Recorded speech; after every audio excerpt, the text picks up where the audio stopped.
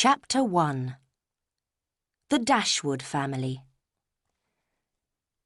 For very many years, there had been Dashwoods living in Sussex, in the south of England. The family owned a large area of land around their country house, Norland Park.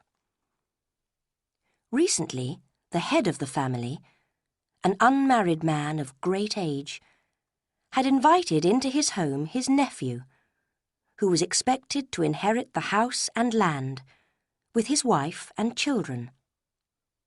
The nephew, Mr. Henry Dashwood, and his wife behaved kindly and thoughtfully towards the old gentleman, not from interest in his fortune, but from goodness of heart, so that he was able to spend his last years comfortably with these pleasant and cheerful companions. By his first wife, Mr. Henry Dashwood had one son, John. By his present wife, 3 daughters. John, a respectable, serious young man, had received a large inheritance from his mother, and had also added to his wealth by his own marriage. To him, therefore, the Norland fortune was not as important as to his sisters, who had very little money of their own.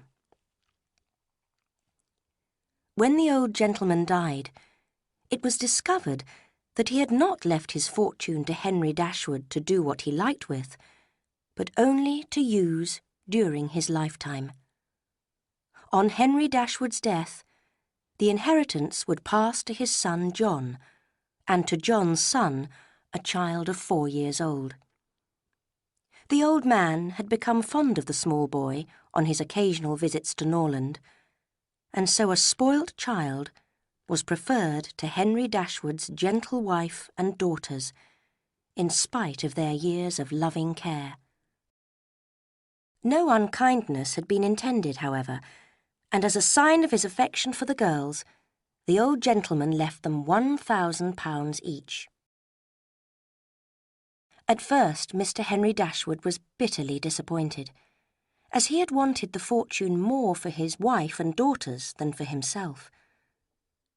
But he soon realised that if he was careful with money in the next few years, he could save enough to provide generously for his family.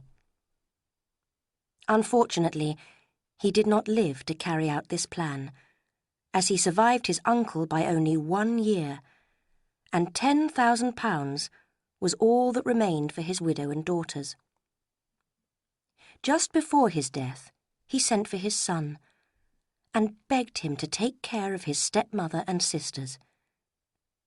Mr. John Dashwood had not the strong feelings of the rest of the family, but such a request at such a time naturally had an effect on him, so he promised to do everything he could to make his father's family comfortable.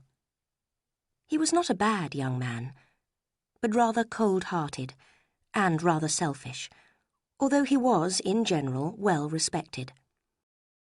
If he had married a pleasanter woman, he would probably have been even more respected, and perhaps have become pleasanter himself, but his wife was colder and more selfish than he was. As soon as his father was dead and buried, Mrs. John Dashwood arrived unexpectedly at Norland with her child and her servants. She wished to make it clear that, as the house belonged to her husband from the moment of his father's death, she did not need any invitation from her mother-in-law. To a widow in Mrs. Dashwood's situation, this appeared unforgivable. In fact, Mrs. Dashwood, a sensitive and generous woman, felt so strongly about her daughter-in-law's unpleasant behaviour that she would have left the house immediately if her eldest daughter had not begged her to reconsider. Eleanor, this eldest daughter, whose advice was so useful, had a great deal of intelligence and common sense, and although only 19, frequently acted as her mother's adviser. To the advantage of the whole family, she was often able to persuade Mrs. Dashwood to hold back the violent enthusiasms which were likely to lead them all into difficulties. Eleanor had an excellent heart, full of affection, and although her feelings were strong, she knew how to control them. This was something which her mother had not yet learnt to do, and which Marianne, one of her sisters, had decided never to learn. Marianne was, like Eleanor, generous, clever, and sensitive, but unlike Eleanor, she was eager in everything. Her feelings were always strongly felt and expressed. In this, she was very similar to her mother. Eleanor saw with concern how little her sister could control her feelings, but her mother loved Marianne for her sensibility. Now, after Mr. Henry Dashwood's death, Mrs. Dashwood and Marianne encouraged each other in the violence of their unhappiness, becoming more and more miserable as they remembered the past and thought bitterly of the future. Eleanor, too, suffered deeply, but she could still make an effort to discuss business with her brother, be polite to her sister-in-law, and try to persuade her mother to be calmer. The youngest sister, Margaret, was a pleasant girl of 13, but as she already had some of Marianne's sensibility and not much of her intelligence, she seemed likely to grow up without her sister's advantages. Mrs. John Dashwood now made sure that everyone knew she was mistress of Norland, and that her mother-in-law and sisters-in-law were there as visitors. Her husband, however, reminded her of the promise he had given to his dying father, that he would take care of his stepmother and sisters. "I had thought, my dear," he added, "of giving the girls £1,000 each. It would certainly be a generous present for them." Mrs. John Dashwood did not at all approve of this. It would mean taking £3,000 from the fortune of their dear little boy. She begged her husband to think again. How could he rob his child, and his only child too, of so much money? And how could the Miss Dashwoods, who were related to him only by half-blood, which she considered no relation at all, possibly expect him to be so generous? "It was my father's last request to me," replied her husband. "I must keep my promise to him. I must do something for them when they leave Norland for a new home."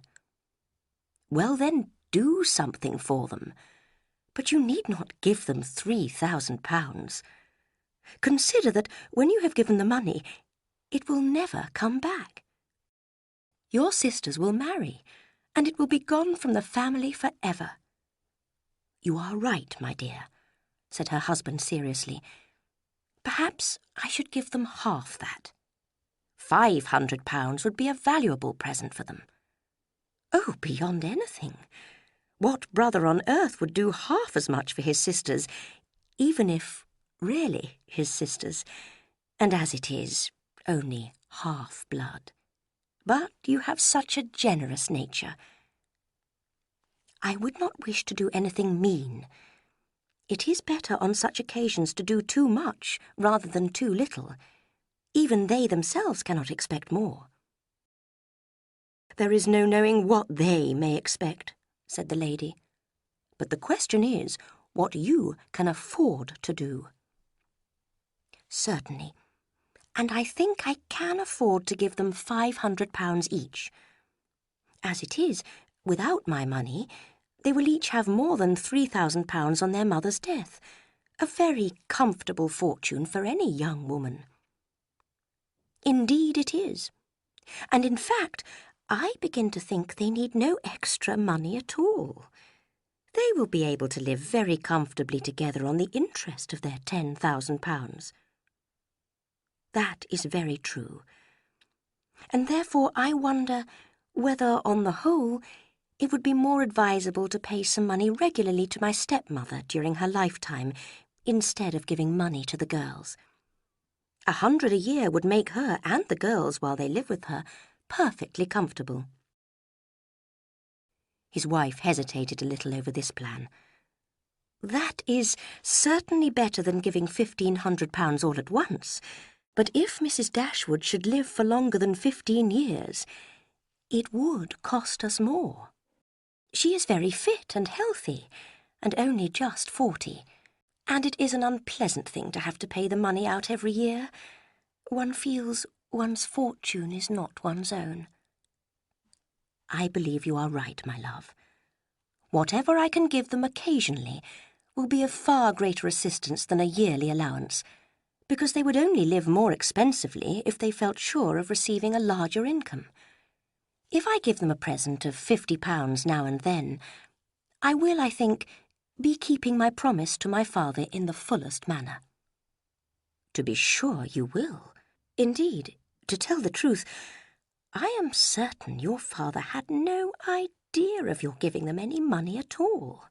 The assistance he was thinking of was, I dare say, looking for a comfortable, small house for them, helping them to move their furniture, and sending them occasional presents of fish and meat in season.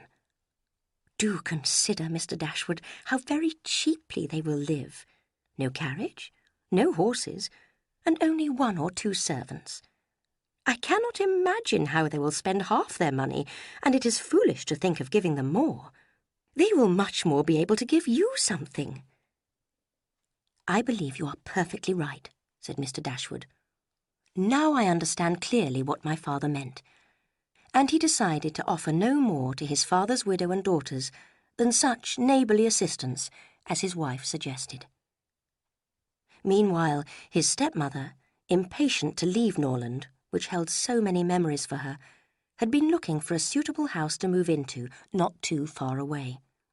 Several houses, which she would have approved, had already been turned down by Eleanor as too large for their income, and the search continued. 6 months passed, with the 2 families living at Norland. Mrs. Dashwood came to dislike her daughter-in-law more and more, and would have found it impossible to live in the same house with her for so long, if something had not happened to make Mrs. Dashwood want to keep her daughters at Norland for a while. She had noticed a growing attachment between her eldest girl and Mrs. John Dashwood's brother, a gentlemanly and pleasing young man who had come to Norland soon after his sister's arrival, and who had spent the greater part of his time there since then. Edward Ferrars was the elder son of a man who had died very rich, but his future wealth was uncertain, because the whole of his fortune depended on his mother's wishes. Neither of these facts influenced Mrs. Dashwood. It was enough for her that he loved her daughter, and that Eleanor returned his affection. Edward Ferrars was not handsome, nor were his manners especially pleasing at first sight, but when he lost his shyness, his behaviour showed what an open, affectionate heart he had. His mother and sister wanted him to make a fine figure in the world in some way, but Edward was not ambitious. All his wishes were for home comforts and the quietness of private life. Fortunately, he had a younger brother, Robert, who was more promising. Mrs. Dashwood completely approved of Edward, in spite of his quiet manner, which was so unlike the way she felt a young man should behave. As soon as she saw the smallest sign of love in his behaviour to Eleanor, she considered their serious attachment as certain, and looked forward to their marriage in the near future. "In a few months, my dear Marianne," she said, "Eleanor will be married. We shall miss her, but she will be happy." "Oh, Mamma, how shall we manage without her?" "My love, we shall live within a few miles of her and see her every day. You will have a brother, a real, affectionate brother." "But you look serious, Marianne. Do you disapprove of your sister's choice?" "Perhaps I am a little surprised, Mamma. He is very pleasant, but there is something missing. There is no fire in his eyes, and I am afraid, Mamma, he has no real taste. He does not seem very interested in music, and I think he knows little of drawing or painting. And he is so calm when we discuss or read beautiful writing. It breaks my heart to hear him talk so quietly and with so little sensibility about things that matter so much to me. I could not be happy with a man who does not share all my feelings. Eleanor may be happy with him, as she has not my feelings. But, Mamma, the more I know of the world, the more I am certain I shall never see a man I can really love. Remember, my love, you are not 17 yet. It is too early in life to lose hope of happiness. Why should you be less fortunate than your mother? Eleanor herself felt that Edward stood very high in her opinion. She believed that he also felt warmly towards her, but she was not sure enough of this to be comfortable with her sister's and mother's dreams of marriage for her. Edward sometimes appeared strangely depressed when he was with her, which worried her a little. She knew that his mother was making life difficult for him, and would perhaps disapprove of his marrying a woman with no great fortune. But sometimes she feared that he thought of her as no more than a friend. Marianne and her mother had no such doubts, believing strongly that any intelligent young man must love Eleanor, and that love itself would solve all problems. Marianne, indeed, was quite horrified when her sister cautiously described her feelings for Edward as liking and respect, rather than love. Like him? Respect him? She cried. Oh, cold-hearted Eleanor! Why should you be ashamed of expressing love?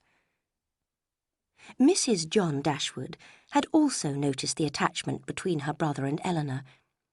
It made her uneasy, and she took the first opportunity of upsetting her mother-in-law by explaining her family's high ambitions for Edward and the importance of his marrying well, and the danger for any young woman attempting to trap him into marriage. Mrs. Dashwood could not prevent herself from giving a sharp answer, and left the room at once, determined, in spite of the inconvenience, to remove herself and her daughters from Norland as soon as possible. On the same day, she received a letter from Sir John Middleton, a gentleman who was a distant relation of hers. He wrote to offer her a small house near his home in Devonshire, where she and her girls could make their new home. Although it was only a cottage, he promised to do anything necessary to make it more comfortable. His letter was written in such a friendly way, and she was so anxious to leave Norland and her unfeeling daughter-in-law, that after first asking Eleanor's opinion, Mrs. Dashwood wrote to accept Sir John Middleton's kind offer. Chapter 2. A New Home. Mrs. Dashwood took great pleasure in informing her stepson and his wife that she had found a house, and that she and her daughters would soon trouble them no longer. Mrs. John Dashwood said nothing, but her husband showed some surprise. "I do hope," he said politely, "that you will not be far from Norland." Mrs. Dashwood replied with a smile that they were going to Devonshire. Edward Ferrars, who was in the room at the time, turned quickly towards her when he heard this. "Devonshire?" he repeated. "Are you really going there? So far from here. And to what part, may I ask?" "A place called Barton, 4 miles north of the city of Exeter," replied Mrs. Dashwood. "It is only a cottage, but I hope that many of my friends will come to visit me there." She gave a very kind invitation to Mr. and Mrs. John Dashwood to visit her at Barton, and to Edward she gave one with even greater affection. Although her recent conversation with her daughter-in-law had made her determined to leave Norland as soon as possible, she did not in the least intend that Edward and Eleanor should be separated.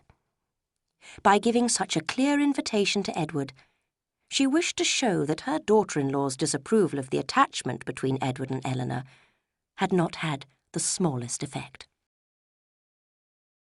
Mr. John Dashwood told his stepmother again and again how extremely sorry he was that she had taken a house so distant from Norland that he could not give her assistance in moving her furniture. He really did feel sorry, because he had decided to limit his promise to his father to this one offer of help, which would not now be of any use. The furniture was sent to Devonshire by ship. It mainly consisted of sheets, dinner plates, books, and a handsome piano of Marianne's. Mrs. John Dashwood was sorry to see the boxes leave. She felt it unnecessary for Mrs. Dashwood, who had such a small income, to have any good furniture at all. Mrs. Dashwood took the house, Barton Cottage, for 12 months. It was furnished and ready for them to move into at once. All the necessary arrangements were quickly made. Eleanor advised her mother to sell her carriage, which, with the horses, would cost too much to keep, and to limit the number of their servants to 3. 2 of the servants were sent to Devonshire immediately, to prepare the house for their mistress's arrival. On his deathbed, Henry Dashwood had told his wife of the promise his son had made, and Mrs. Dashwood had never doubted that John would keep that promise. Now, as she and her daughters were about to leave Norland, was a most suitable time for him to offer them help. But Mrs. Dashwood soon began to lose hope. He so frequently talked of the rising costs of managing his house and land that he seemed in need of more money himself, rather than having any intention of giving money away. Soon they were ready to depart, and many were the tears that fell during their goodbyes to the home they loved so much. "Dear, dear Norland," said Marianne, walking alone in the park on their last evening. "I shall miss you all my life." During the first part of their journey to Devonshire, they were too miserable to notice anything. But when they entered Barton Valley, they became more cheerful and began to show interest in the countryside that would soon be part of their everyday life. It was a pleasant green valley, with thick woods and open fields. After driving for more than a mile, they reached their house. Barton Cottage was well built and in good condition. There were 2 sitting rooms downstairs, and 4 bedrooms and 2 servants' rooms upstairs. Compared with Norland, it was certainly poor and small, and the girls' tears flowed as they remembered their family home. But they soon dried their eyes and made every effort to be happy. Mrs. Dashwood was, on the whole, very pleased with the house, but she looked forward to making some changes. "We can make ourselves quite comfortable here for the moment," she said, "as it is too late in the year to start any building work. To be sure, the house is rather too small for us, but perhaps next year, if I have plenty of money, as I expect I shall, we may think about enlarging the sitting rooms, and adding a new dining room and another bedroom. That may be easily done. It is a pity the stairs are not more handsome, but I suppose it would not be difficult to widen them. I shall see how much I have saved in the spring." It was not quite clear how all this work could be done from the savings of an income of 500 a year by a woman who had never saved in her life. So meanwhile, they were wise enough to accept the house as it was. They spent their first day arranging their things around them to make themselves a home. Soon after breakfast the next day, they received a visit from their landlord, the gentleman who owned Barton Cottage. Sir John Middleton was a good-looking, cheerful man of about 40, who seemed really delighted by their arrival. He welcomed them to Barton, offering them anything from his own house and garden, Barton Park, that was lacking at the cottage. He showed a warm interest in their comfort, and hoped that they would meet his own family socially as often as possible. His kindness was not limited to words, because soon after he had left them, a large basket full of fruit and vegetables arrived from the park, followed by another of meat and fish. His wife, Lady Middleton, came to visit them the next day. The Dashwoods were, of course, very anxious to see a person on whom so much of their comfort at Barton must depend. Although at first they admired the elegance of her appearance and her manners, they soon realized that she did not have her husband's warmth or anything of interest to say. However, there was no lack of conversation, as Lady Middleton had wisely brought her eldest child with her, a fine little boy of about 6. As a result, there was always something to talk about. The ladies had to ask his name and age, admire his beauty, and ask him questions which his mother answered for him. A child should be taken on every social call in order to assist conversation. In the present situation, it took at least 10 minutes to determine whether the boy was most like his father or mother, and why. Everybody thought differently, and everybody was astonished at the opinions of the others. The Dashwoods would soon be given the chance to discuss the rest of the children, as Sir John had made them promise to have dinner at the park the next day. Barton Park was about half a mile from the cottage. It was a large, handsome house, where the Middletons lived in great comfort. Neither of them had taste or any interest in books or music. Sir John was a sportsman, Lady Middleton a mother. He could only go shooting for half the year, while his wife was able to spoil her children all year round. He was so hospitable that they almost always had relations or friends staying in the house. But Lady Middleton's main interest lay in the elegance of her table and her domestic arrangements, of which she was extremely proud. Sir John's enjoyment of society was much more real than his wife's. He took delight in collecting about him more young people than his house would hold, and the noisier they were, the better he liked it. Barton Park was famous for its summer parties and excursions, and its winter dances. Sir John was delighted with Mrs. Dashwood and her young, pretty daughters. When they arrived at the park that evening, he was at the door to welcome them, and repeated several times his concern that he had been unable to get any fashionable young men to meet them. There was, he said, only one gentleman there, a particular friend who was staying at the house, but who was neither very young nor very sociable. He apologized for the smallness of the party and promised that it would never happen again. Luckily, Lady Middleton's mother had just arrived, and as she was a cheerful, pleasant woman, he hoped the young ladies would not find the evening too dull.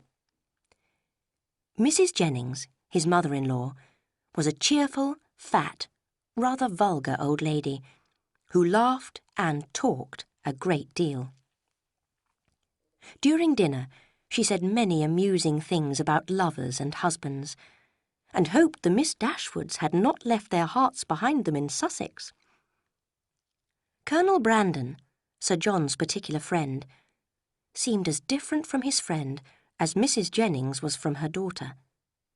He was silent and serious. His appearance, however, was not unpleasing, in spite of his being, in Marianne's and Margaret's opinion, an absolute old bachelor, because he was on the wrong side of 35. After dinner, Marianne was invited to sing and play the piano. Sir John was loud in his admiration at the end of every song, and as loud in his conversation with others while every song lasted. Lady Middleton frowned at him for talking, but then requested a song which Marianne had just finished. Only Colonel Brandon listened attentively, without any false show of delight. Marianne felt a respect for him that the others, with their lack of taste, did not deserve.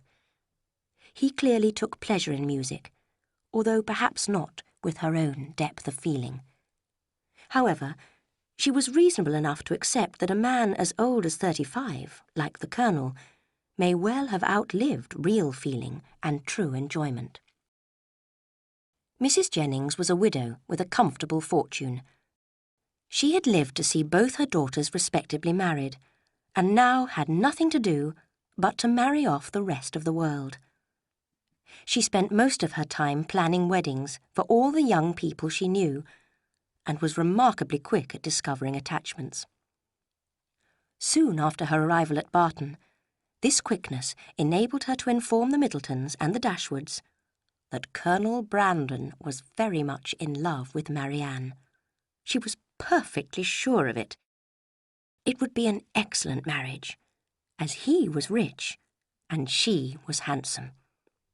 For a long time Mrs. Jennings had been eager to get Colonel Brandon well married, and she was always anxious to get a good husband for every pretty girl. The immediate advantage to herself was that she could make endless jokes against them both.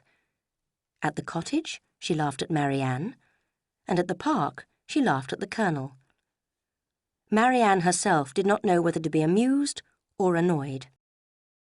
"It is such a silly accusation, Mamma, and I think it very unfeeling of Mrs. Jennings to laugh so cruelly at old Colonel Brandon. He's old enough to be my father." "My dear," said Mrs. Dashwood, smiling, "I cannot think a man 5 years younger than myself so extremely ancient as he appears to you." "But, Mamma, really, he must have long outlived any feelings of love by now, if he ever had any when he was younger.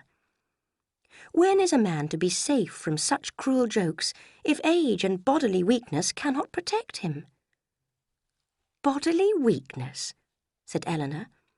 "I know that he is older than we are, but surely you must accept that he still has the full use of his arms and legs. Did you not hear him complain of having a bad back?" "My dearest child," said her mother, laughing, "it must seem to you quite astonishing that my life has lasted to the great age of 40. Mamma, be serious. I know very well that Colonel Brandon is not old enough for his friends to worry yet about losing him. He may live for another 20 years.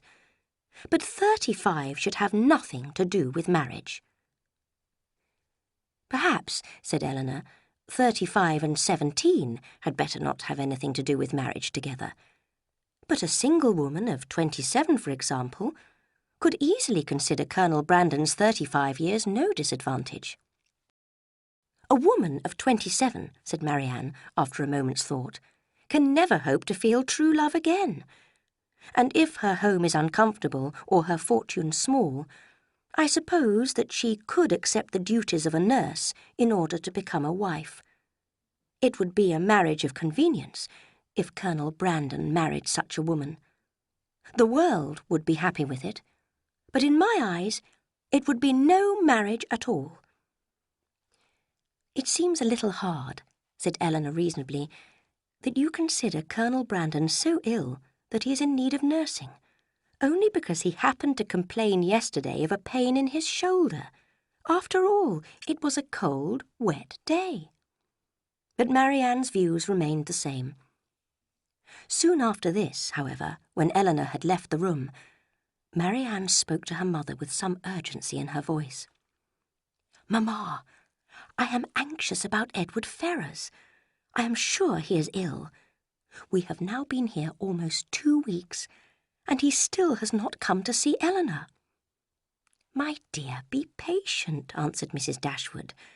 "I did not expect him so soon, and I feel sure Eleanor does not expect him either. When we were talking yesterday of a new fireplace for the spare bedroom, she said there was no hurry, as the room would not be needed for some time." "How strange! What can be the meaning of it? How cold, how calm their last goodbyes were. And Eleanor is so self-controlled.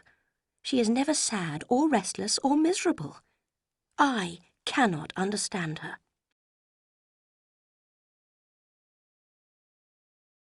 Chapter 3. A Handsome Stranger. The Miss Dashwoods now began to feel really at home at Barton. They went walking and practised their drawing and music with far greater enjoyment than at any time since the death of their father. They did not have many visitors, except for those from Barton Park, as there were few other houses within walking distance. There was, in fact, a large, comfortable-looking house about a mile from the cottage, in the village of Allenham, but they heard that its owner, an old lady of good character called Mrs. Smith, was unfortunately not well enough to mix in society. There were beautiful walks all around them, in the green wooded valleys and on the hills behind the cottage. One morning, Marianne and Margaret, taking no notice of their mother's and Eleanor's warnings of rain, decided to walk on one of these hills. They climbed to the top, delighted to see blue sky between the clouds, and laughing at the wind that caught at their hair and clothes. "Nothing in the world could be better than this," called Marianne. "What a pity Mamma and Eleanor did not come with us." But in a few minutes, the blue sky disappeared, the dark clouds gathered, and driving rain began to beat down on their faces. Surprised and disappointed, they were forced to turn back. Fortunately, they were not far from home. It was just a matter of running with all possible speed down the steep side of the hill which led to their garden gate. At first, Marianne was ahead, but a false step brought her suddenly to the ground, and Margaret, unable to stop herself, carried on down the hill and through the garden gate. A gentleman, who was out shooting, was walking up the hill when Marianne's accident happened. He put down his gun and ran to help her. She had hurt her ankle and could not stand. The gentleman offered his assistance, and in spite of Marianne's protests, took her up in his arms and carried her down the hill. He took her straight into the house and placed her carefully on a sofa in the sitting room. Eleanor and her mother rose in astonishment as the stranger entered, carrying Marianne. While they both looked at him, secretly admiring his unusually handsome appearance, he apologized most politely for his rude entrance. Even if he had been old, ugly, and vulgar, Mrs. Dashwood would have been extremely grateful to him for taking care of her child. But the influence of his looks and elegance touched her deepest feelings. She thanked him again and again, and asked the name of the person to whom she owed so much. He replied that his name was Willoughby. His present home was at Allenham, and he sincerely hoped that she would allow him to call tomorrow to inquire after Miss Dashwood. Permission was immediately given, and he then departed, to make himself still more interesting in the middle of a heavy shower of rain. There was general admiration of his manly beauty. Marianne had seen less of his person than the others, because of her natural confusion when he lifted her in his arms, but his appearance and behaviour seemed all that was perfect to her. Her imagination was busy, her thoughts were pleasant, and the pain of a turned ankle went unnoticed. When Sir John next visited them, he heard all about Marianne's accident, and was eagerly asked whether he knew of any gentleman of the name of Willoughby at Allenham. "Willoughby!" cried Sir John. "Of course I do. He comes here every year. I shall invite him to dinner on Thursday." "What sort of young man is he?" "A good man to know, I can tell you. He shoots well, and there isn't a better rider in England." "And is that all you can say for him?" cried Marianne. "But what does he think? What are the interests close to his heart?" Sir John looked puzzled. "Well, I don't know as much as that about him, but he's pleasant and sociable, and has got the nicest little gun dog I ever saw. Did you see his dog?" "But who is he?" asked Eleanor. "Where does he come from? Where does he live? Has he a house at Allenham?" This time Sir John had more exact answers to give.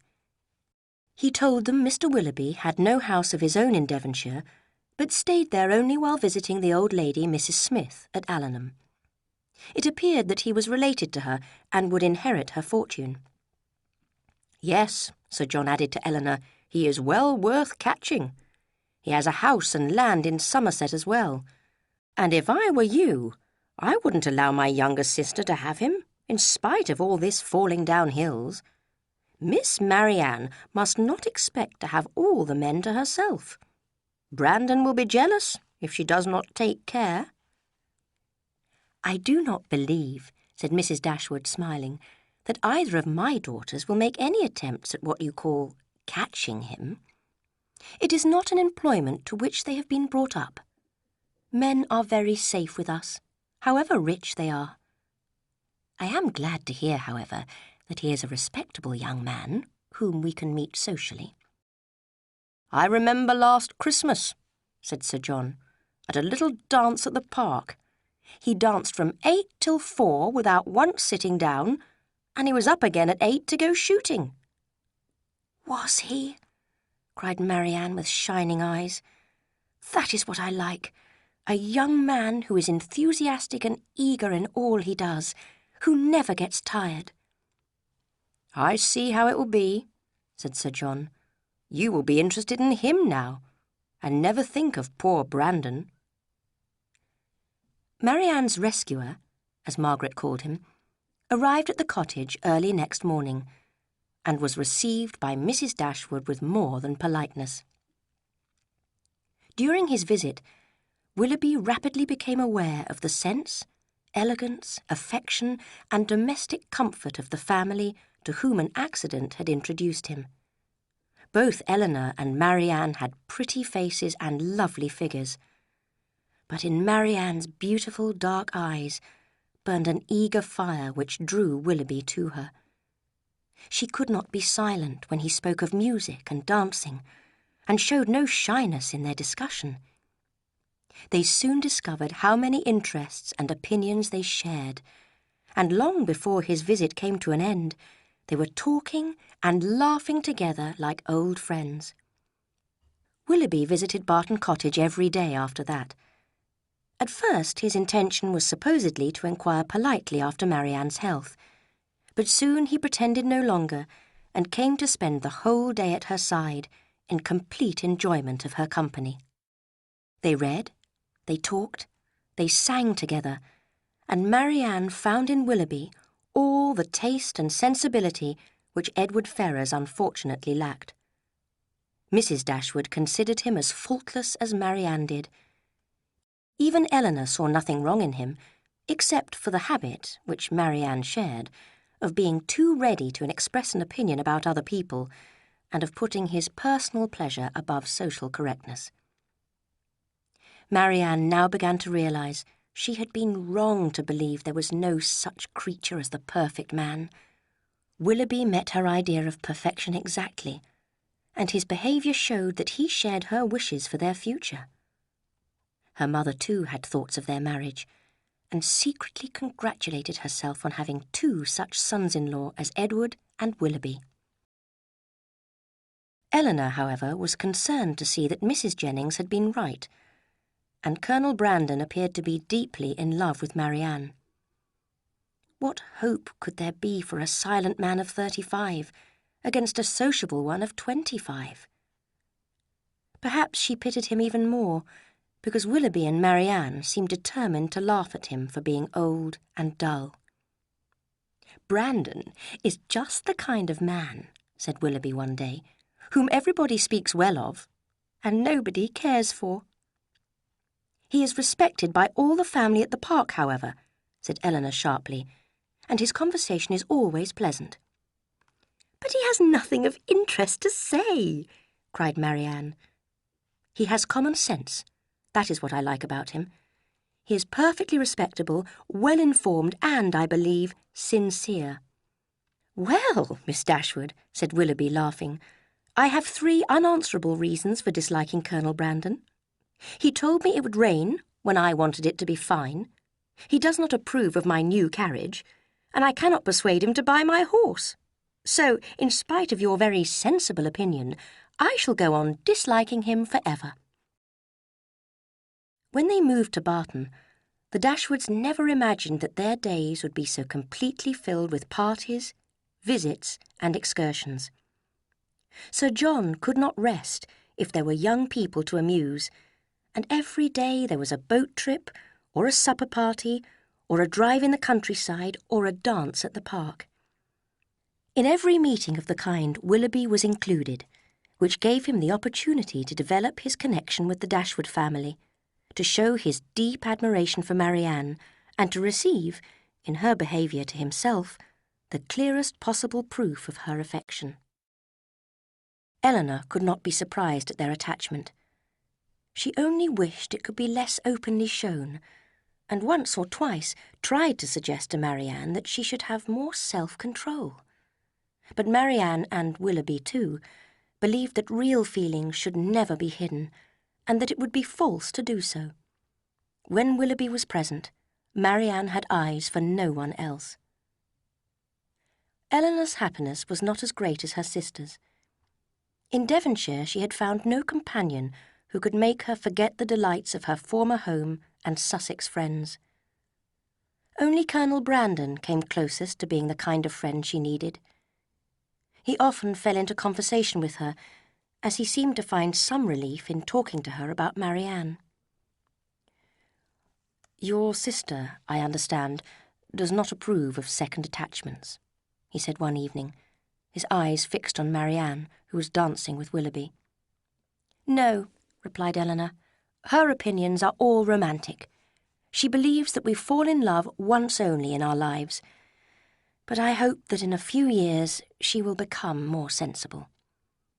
That may happen, but when a romantic young mind is forced to change, what serious results there can be. I speak from experience. I knew a young lady once who—" Here he stopped suddenly, and appeared to think he had said too much. Elinor felt almost sure that his was a story of disappointed love, and her pity for him grew. The next morning, Elinor heard a piece of news that astonished her. Marianne told her with the greatest delight that Willoughby had promised to give her a horse, so that he and she could go riding together. She had not given a moment's thought to the cost of keeping the animal, or to what society might think of her receiving such an expensive present from a young man who was not a relation. It took Elinor some time to make her understand that she could not possibly accept the gift, but finally Marianne agreed, although unwillingly. The next day, Elinor gained a still clearer picture of Marianne's attachment to Willoughby. Margaret came excitedly to tell her that she was sure Marianne would marry Willoughby very soon. "Oh, Elinor," she cried, "I have such a secret to tell you. I saw them last night after tea. Mr. Willoughby was begging Marianne for something, and then he cut off a long lock of her hair, kissed it, and put it in his pocket." Elinor now felt sure they were engaged, and was only surprised that they had not told their relations and friends. Sir John's latest plan for their amusement was to visit a very fine house and garden called Whitwell the following day. A large group of them would go in carriages, taking food and drink with them in baskets, and a most enjoyable day was expected. As Whitwell belonged to Colonel Brandon's brother-in-law, the Colonel would go with them. It appeared that he alone could arrange for them to visit the house. Unfortunately, however, while they were at breakfast at the park, where the whole party had gathered, a letter was delivered to the Colonel. He looked quickly at it, and hurried out of the room without a word. In a few moments he returned, looking more serious than usual, and explained that urgent business called him to London, and he would not, therefore, be able to join the party visiting Whitwell. He would not explain further, in spite of Mrs. Jennings' insistent questioning. Everybody except Elinor tried hard to persuade him to put off his business so that the excursion could take place, but he could not be influenced, and left the house after wishing them a good day. As the excursion was no longer possible, it was decided that the party would drive around the countryside instead, and the carriages were ordered. Willoughby's was first, and Marianne never looked happier than when she got into it. He drove away very fast, and they were soon out of sight. Nothing more was seen of them until their return in the afternoon. That evening, as they all sat down to dinner, Mrs. Jennings spoke quietly to Marianne, but loud enough for Eleanor to hear. "I have found you out, miss, in spite of your cleverness. I know where you spent the morning." Marianne blushed and said quickly, "Where?" Mrs. Jennings smiled knowingly. "I hope you like your house, Miss Marianne. It is certainly very large, and when I come to see you in it, I hope you will have refurnished it. It badly needed new furniture when I was last there." Marianne turned away in confusion. Mrs. Jennings laughed loudly and explained that she had discovered from the servants that Marianne and Willoughby had gone to Allenham and spent a considerable time going all over Mrs. Smith's house. Eleanor found this difficult to believe.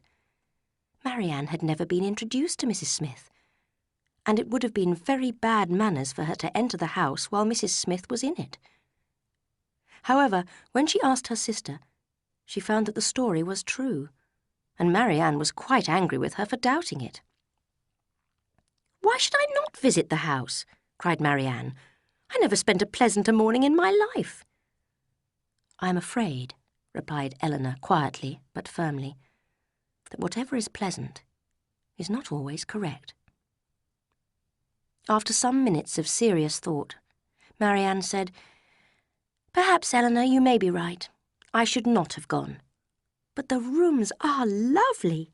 There is a beautiful little sitting room which would be delightful with modern furniture." She would have described every room in the house if Eleanor had let her. Eleanor had no time to wonder why Colonel Brandon had been so suddenly called away. All her thoughts now centred on Marianne and Willoughby's extraordinary silence about their engagement. There seemed no reason why they should not openly tell her mother and herself, even if they did not plan to marry very soon. Willoughby was not rich. Indeed, he often complained he was poor, so he might have to wait for his inheritance before marrying. But this secrecy was so opposed to their general ideas of openness and honesty that Eleanor began to doubt whether they were really engaged. Nothing could express more affection for them all than Willoughby's behaviour. He seemed to consider the cottage his home, and when Mrs. Dashwood mentioned the future building work she was planning, he appeared almost horrified and begged her not to change even one stone. "No, Mrs. Dashwood," he cried, "do not spoil this house. It is perfect as it is. Remember what happiness I have known here. Promise me you will change nothing, nothing at all." To please him, Mrs. Dashwood dutifully promised. "I am glad of your promise. Now I would ask you one more thing. Tell me that not only your home will remain the same, but that I shall always find you and your family unchanged, and that you will always consider me with the kindness which has made you all so dear to me." The promise was given, and Willoughby's behaviour that evening was a proof of his happiness in their society. Chapter 4. Departures and Arrivals. The next morning, Mrs. Dashwood, with 2 of her daughters, went to visit Lady Middleton. Marianne wished to remain at home, and her mother, thinking that no doubt Willoughby had promised to call on her while she was alone, was quite happy to agree. When they returned from the park, they found, as expected, Willoughby's carriage waiting outside the cottage. But what they did not expect, as they entered the house, was to see Marianne rush out of the sitting-room, sobbing uncontrollably, and run upstairs. Surprised and worried, they went into the room, where they found only Willoughby. His face showed signs of the same strong feelings that had moved Marianne. "Is Marianne ill?" cried Mrs. Dashwood.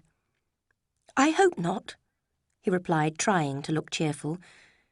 "Indeed, it is I who may expect to be ill, as I am now suffering under a very heavy disappointment. I am unable to visit you any longer. My cousin, Mrs. Smith, has this morning decided to send me to London on business. As a poor, dependent relation, I must do what she asks. I have already left Allenham, and now I have come to say good-bye to you." "This is very unfortunate. But Mrs. Smith's business will not keep you from us for very long, I hope." He reddened as he replied, You are very kind, but I have no hope of returning to Devonshire immediately. My visits to Mrs. Smith are never repeated within the year. And is Mrs. Smith your only friend? Is Allenham the only house where you are welcome? My dear Willoughby, surely you do not need to wait for an invitation to Barton Cottage. His colour deepened, and with his eyes fixed on the ground, he only replied, "You are too good." Mrs. Dashwood looked at Elinor with surprise, and Elinor felt just as astonished. After a moment's silence, Willoughby added confusedly, "At present my time is not my own. I cannot hope—" He stopped. Then, smiling weakly, he said, "It is foolish to go on in this manner. I will not punish myself any longer by remaining among friends whose society it is impossible for me now to enjoy." Hurriedly he said good-bye and left the house. His carriage was soon out of sight. Mrs. Dashwood's concern and alarm at his sudden departure were too great for her to express. Elinor also felt extremely disturbed by Willoughby's changed behaviour. One moment she feared that he had never had any serious intention of marrying Marianne, and the next that some unfortunate argument had taken place between him and her sister. But her strongest feeling was one of pity for Marianne, who must now be in the depths of the most violent sorrow, and her romantic nature would consider it a duty to feed and encourage her misery. Soon Mrs. Dashwood felt able to discuss the situation with her eldest daughter. She was now more cheerful, and had persuaded herself that Willoughby was only leaving Devonshire on the orders of his rich relation, because Mrs. Smith suspected and disapproved of his engagement to Marianne. "His dearest wish," she went on, "will be to return to Barton as soon as he can." Elinor, listening patiently, agreed that this was quite possible. "But if they are engaged," she said, "although it may be necessary to hide the truth from Mrs. Smith, there is no reason to hide it from us." "My dear child," cried her mother, "it is strange for you to accuse Willoughby and Marianne of hiding their feelings when you have accused them of showing their feelings too openly." "I want no proof of their affection," said Elinor, "but of their engagement I do. I am perfectly happy with both. Has not his behaviour to Marianne, for at least the last fortnight, shown that he loved her and considered her his future wife? Is it possible, Elinor, to doubt their engagement? Willoughby must be aware of your sister's love for him. How could he leave her, perhaps for months, without telling her of his affection?" "I confess," said Elinor, "that everything points towards their engagement, except for one thing. Their silence on the subject, and for me that is the greatest difficulty of all. Oh, Elinor, I do not understand you. You prefer to believe in bad rather than good. Do you suspect Willoughby? But is he not a man of honour and feeling? You cannot really think he is deceiving Marianne." "I hope not. I believe not," cried Elinor. "I sincerely love Willoughby, and I find it painful to suspect his intentions. Perhaps indeed you are right, and there is a simple explanation for his strange behaviour this morning." They saw nothing of Marianne until dinner, when she took her place at the table without saying a word. Her eyes were red and her face pale. She avoided looking at anyone and could neither eat nor speak. She continued in the depths of misery all evening. Any mention of anything to do with Willoughby made her burst into tears instantly, and although her family were most anxious for her comfort, it was impossible for them to keep clear of every subject which her feelings connected with him. Marianne would have thought herself very insensitive if she had been able to sleep at all the first night after parting from Willoughby. She would have been ashamed to look her family in the face if she had not risen from her bed more in need of rest than when she lay down on it. But there was no danger of this happening. She spent most of the night sobbing bitterly, and got up with a headache. She passed the rest of the day, and several more days after that, in feeding her sorrow, by playing all Willoughby's favourite songs, by reading the books they used to read together, and by walking alone on the hills where they used to walk, until her heart was so heavy that no further sadness could be added. No letter from Willoughby came, and none seemed expected by Marianne.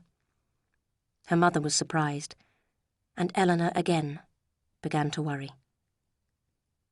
One morning, about a week later, Eleanor persuaded Marianne to join her sisters in a walk. As they went along the road away from the cottage, they saw a gentleman riding towards them, and at once Marianne cried out in delight, "It is he! I know it is!" She ran eagerly to meet him. But Eleanor called out, "Marianne, I think you are wrong. It is not Willoughby." But Marianne would not listen, and continued running until she was quite near the rider, when she stopped suddenly.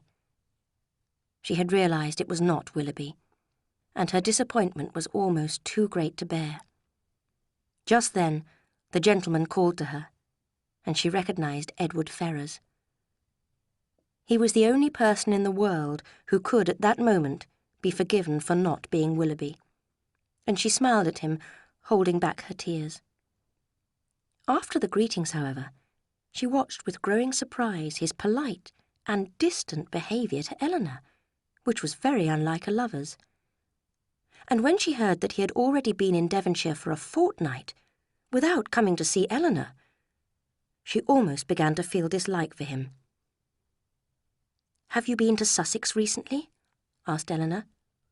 "I was at Norland about a month ago," replied Edward. "How does dear, dear Norland look?" cried Marianne. "Dear, dear Norland," said Eleanor, "probably looks much the same as it usually does at this time of year, the woods and walks thickly covered with dead leaves." "Oh," cried Marianne, "those falling leaves gave me such delight. How I used to love seeing them driven around me by the wind. Now there is no one to watch them, no one to care." "It is not everyone," said Eleanor, "who has your passion for dead leaves." They all returned to the cottage together, where Edward received the kindest possible welcome from Mrs. Dashwood. Under her warm influence, he began to lose his shyness, or coldness, and to become more like himself. But he still did not seem cheerful. This was noticed by the whole family. "Well, Edward," said Mrs. Dashwood after dinner, "what are your mother's plans for you at present? Does Mrs. Ferrars still want you to be a politician?" "No. I hope my mother realises I can never do that. I am afraid she and I will never agree in our choice of a profession for me. As you know, I did not enjoy studying law. I have always preferred the church, but that is too ordinary for my family." "So how are you to become famous? Because that is what all your family wants, I understand." "I shall not attempt it. I have no wish to be grand or important, and I have every reason to hope I never shall be." "I know you are not ambitious, Edward." "No. I wish, like everybody else, to be perfectly happy, but in my own way. Greatness will not make me happy." "How right you are!" cried Marianne. "What has wealth or greatness to do with happiness?" "Greatness has very little," said Eleanor, "but wealth has much to do with it." "Eleanor," cried Marianne, shocked, "money can only give happiness where there is nothing else to give it. Beyond answering our basic needs, money is of no use to us at all." "Perhaps," said Eleanor, smiling, "we may agree in the end. Your basic needs and my wealth are very much alike, I expect. Come, what is your basic figure?" 2,000 a year, not more than that." Eleanor laughed. 2,000 a year? One is my wealth. I guessed what you would say. And yet 2,000 a year is not a large income. A family cannot live on less. The right number of servants, a carriage, and horses for riding cannot be paid for with less than that. Eleanor smiled again to hear her sister describing so accurately her future life with Willoughby. During Edward's visit, Eleanor was careful to behave to him with her usual politeness and interest. But in her heart, she was alarmed by his coldness towards her. It was clear that he was unhappy, and she doubted very much whether he still loved her. She could see, however, that his feelings were confused. Sometimes, for a moment, he looked at her as he used to, and this gave her hope again.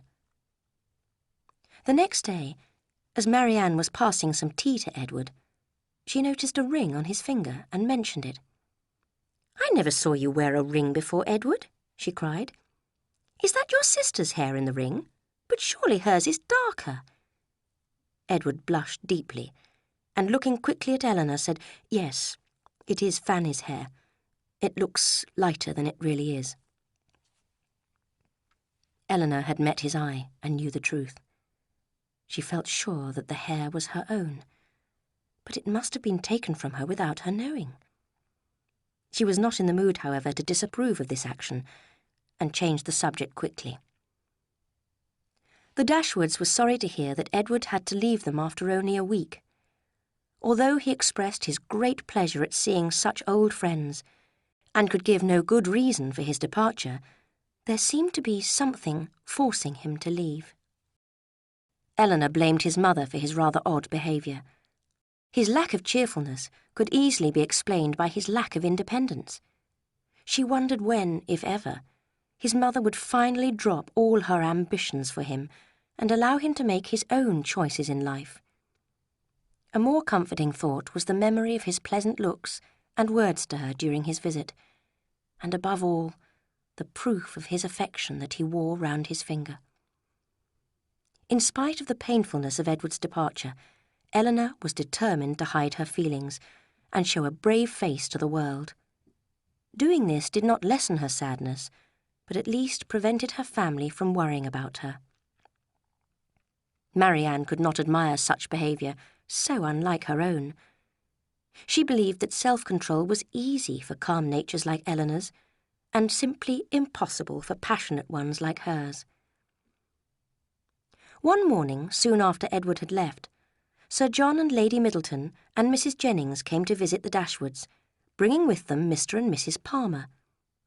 Charlotte Palmer was Mrs. Jennings' younger daughter, but was completely unlike her sister, Lady Middleton, in every way. She was short and rather fat, and had a very pretty face and smiled or laughed all the time.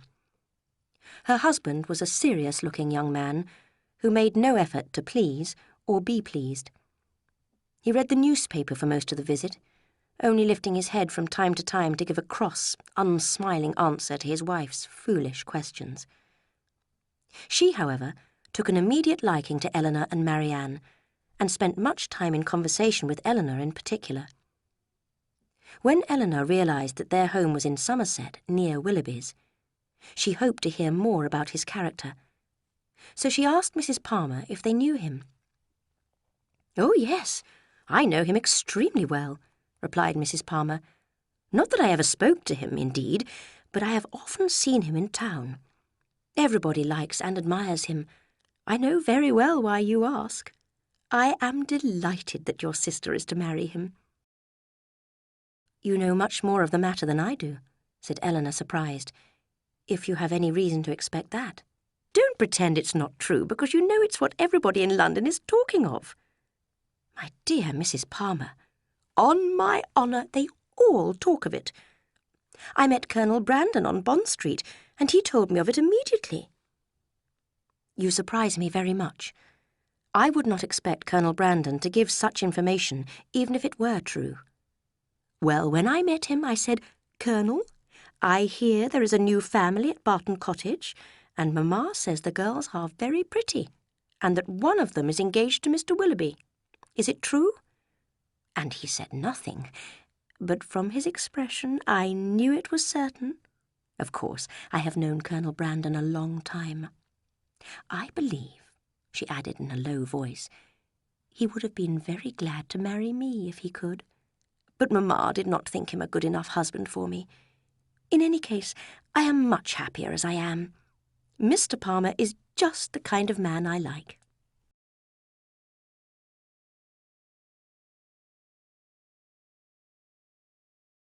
Chapter 5. Lucy Steele's Secret. The Palmers returned to Somerset the next day, but it was not long before Sir John had more visitors at Barton Park. On a morning's excursion to Exeter, he and his mother-in-law had met two young ladies, the Miss Steeles, whom Mrs. Jennings discovered to be distant cousins. Sir John, always eager for society, immediately invited them to stay at the park as soon as they were available, and most fortunately, they were able to accept the invitation almost at once. The young ladies arrived. Their appearance was by no means unfashionable, their dress was elegant, and their manners were very polite. They were delighted with the house and furniture, and they happened to be so madly fond of children that Lady Middleton had an excellent opinion of them by the time they had been at the park for an hour. Sir John hurried off to Barton Cottage to tell the Miss Dashwoods.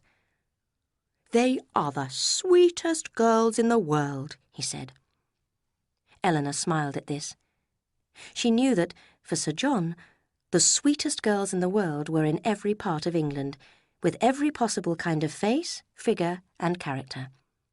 Sir John wanted the whole family to walk to the park immediately and look at his guests. Kind, thoughtful man. It was painful to him even to keep a third cousin to himself. But, in spite of his efforts, he could only gain the Dashwoods' promise to visit the park in a day or two.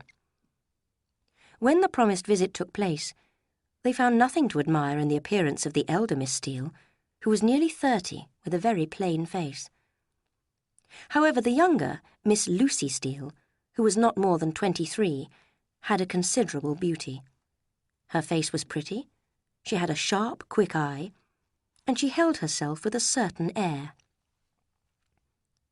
Eleanor soon noticed the pleasing manners and constant attentions with which they were winning Lady Middleton's approval.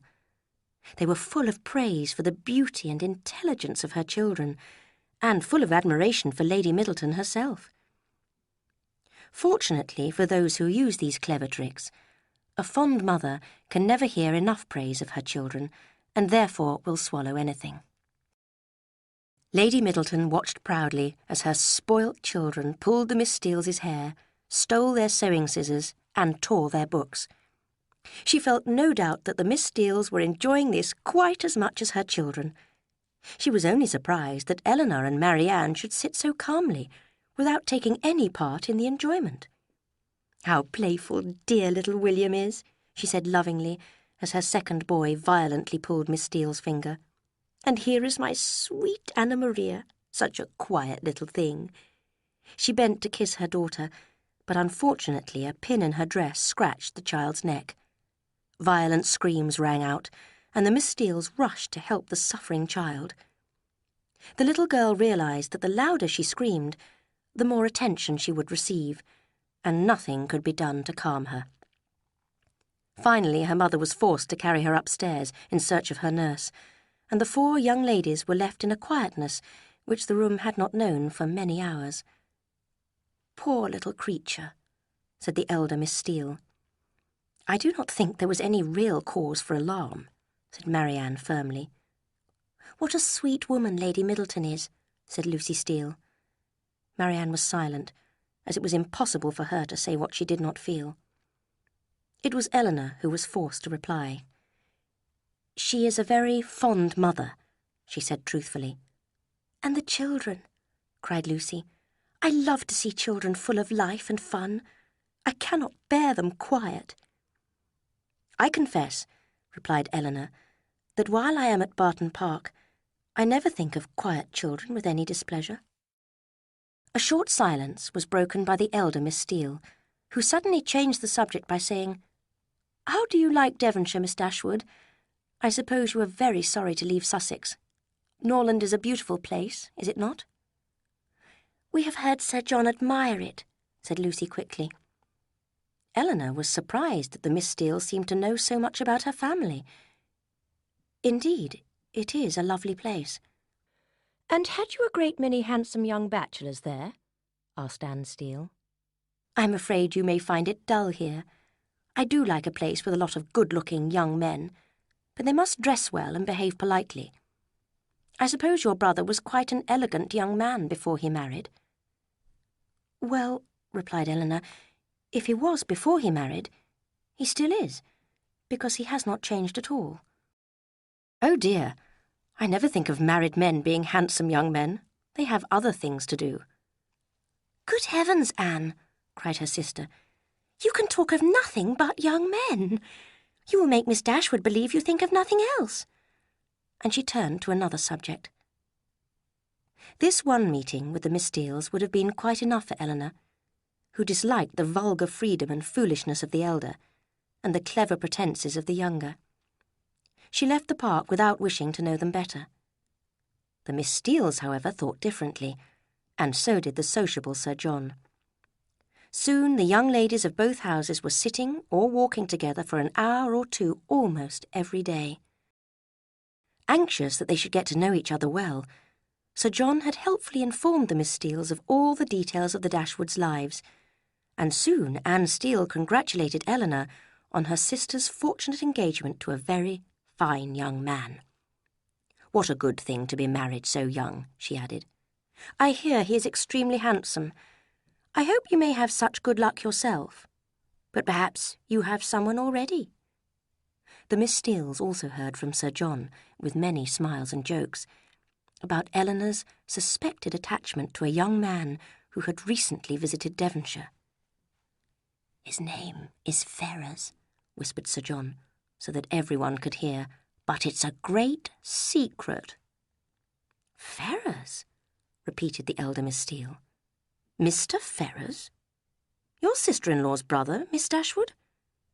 A very pleasant young man. We know him very well." "How can you say that, Anne?" cried Lucy, who nearly always corrected everything her sister said. "We have only seen him once or twice at my uncle's." Eleanor was astonished. Who was this uncle? Where did he live? And how did they come to know Edward? She wished very much to have the subject continued, but nothing more was said about it, and she preferred not to ask questions herself. In the next few days, Lucy missed no opportunity of engaging Eleanor in conversation. She was naturally clever and often amusing, and as a companion for half an hour Eleanor found her quite pleasant. However, she knew nothing of books, music, or painting, in spite of her constant efforts to appear well-informed. Eleanor pitied her for her lack of education, but disliked her insincerity, her dishonesty, and the narrow self-interest that lay behind all her words and actions. One day, as they were walking alone together, Lucy said, "You will think my question strange, no doubt, but do you personally know your sister-in-law's mother, Mrs. Ferrers?" Eleanor did think the question strange. "I have never seen her," she answered a little distantly. "Then you cannot tell me what sort of woman she is?" "No," replied Eleanor, cautious of giving her real opinion of Edward's mother. "I know nothing of her." Lucy looked fixedly at Eleanor. "I wish I could tell you. I hope you will believe I'm not just being curious or impolite." She hesitated. "I do want your good opinion, and I'm sure I would not have the smallest fear of trusting you. Indeed, I would be very glad of your advice. I am in such an uncomfortable situation. I am sorry you do not happen to know Mrs. Ferrers." "I am also sorry," said Eleanor in great astonishment, "if it could be of any use to you to know my opinion of her. But I never understood you were at all connected with that family." "I do not wonder at your surprise. Mrs. Ferrers is nothing to me at present, but the time may come when we may be very closely connected." She looked shyly down as she said this, with only a quick look sideways at Eleanor. "Good heavens!" cried Eleanor. "What do you mean? Connected with Mr. Robert Ferrers?" And she did not feel much delighted with the idea of such a sister-in-law. "No," replied Lucy. "Not with Mr. Robert Ferrars. I never saw him in my life. But," fixing her eyes on Eleanor, "with his elder brother, Edward." Eleanor looked at Lucy in silent astonishment. "You must be surprised," continued Lucy, "because, of course, he never mentioned it to any of your family. It is a great secret, and none of my relations know of it except Anne. I would never have told you if I had not trusted you completely. And I really thought I ought to explain my behaviour in asking about Mrs. Ferrars. I know Mr. Ferrars will not be displeased when he hears I have told you, because he has the highest opinion in the world of all your family, and looks on you and the other Miss Dashwoods quite as his own sisters." Eleanor forced herself to speak calmly. "May I ask how long you've been engaged?" "We've been engaged for 4 years now." 4 years. Eleanor still felt unable to believe it. "My sister and I often stayed at my uncle's house near Plymouth, here in Devonshire.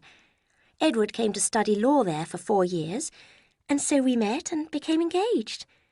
I was very unwilling to enter into it, as you may imagine, without his mother's approval. But I was too young and loved him too well to be as cautious as I ought to have been. Dear Edward! Look, I carry his picture everywhere with me." She took from her pocket a small painting and showed it to Eleanor. Eleanor's last doubts of the truth of Lucy's story disappeared as she recognised Edward's face. "You can't think how I am suffering," continued Lucy.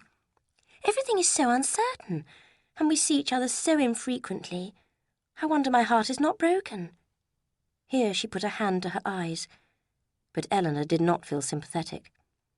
"Sometimes," Lucy added, "I think it would be better for both of us if I broke off the engagement completely." She looked sharply at her companion. "But then I cannot bear the thought of making him miserable. And to me, too, he is so very dear. What would you advise me to do, Miss Dashwood?" "I am afraid I cannot advise you in such a situation. You must decide for yourself."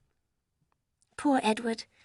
His mother must provide for him one day, but he is so depressed about his future. Did you not think him unhappy when he arrived at Barton recently?" "Yes," said Eleanor, aware of yet another fact in support of Lucy's story. "He had been staying with us at my uncle's. It made him so miserable, not being able to stay more than a fortnight and seeing me so upset. He still feels just the same. I heard from him before I left Exeter."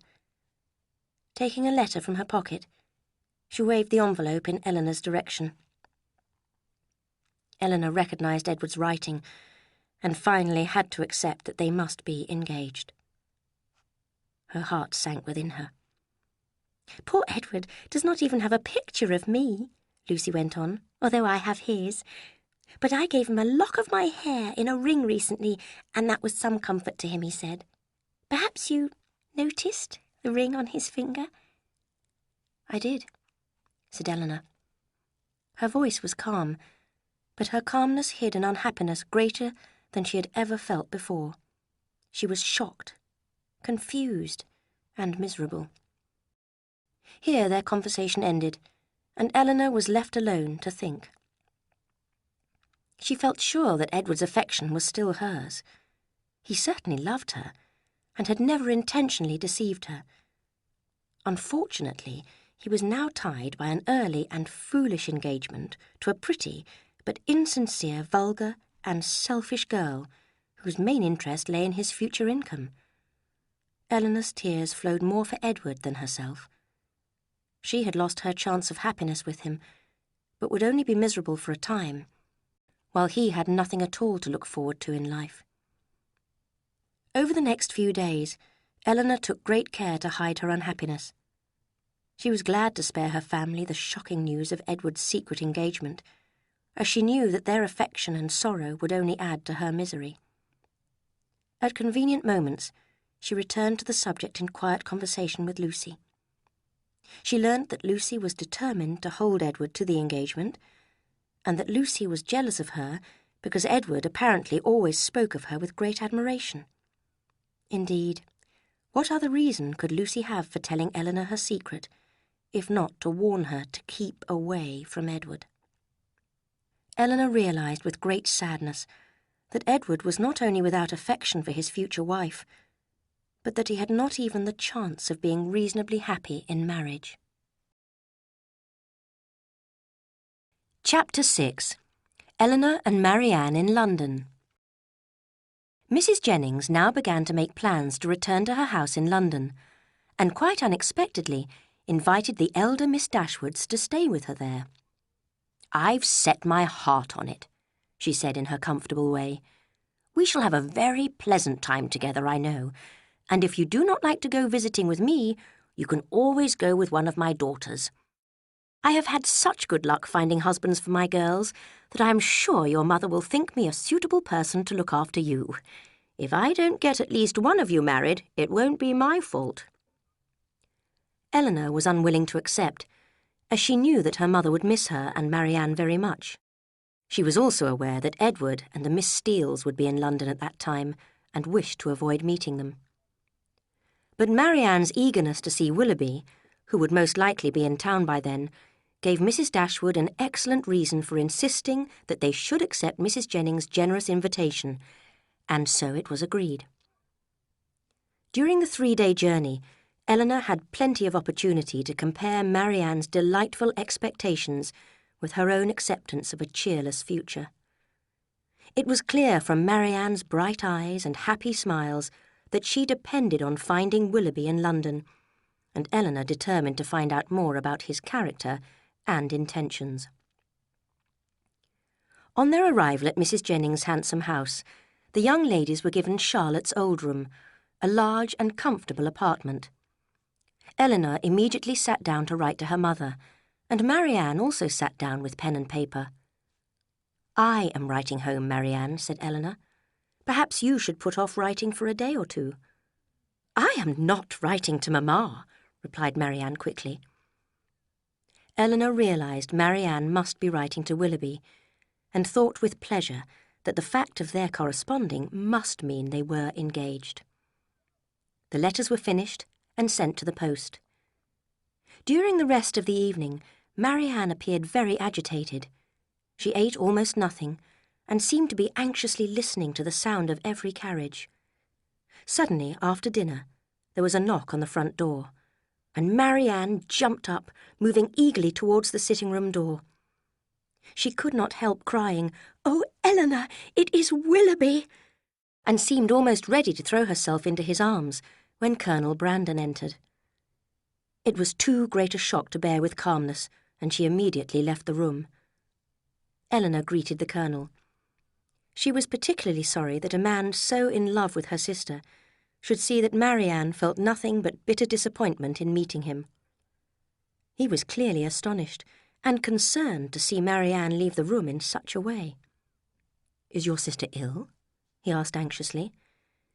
Eleanor answered unwillingly that she was, and talked of headaches and overtiredness and anything that could reasonably explain her sister's behaviour.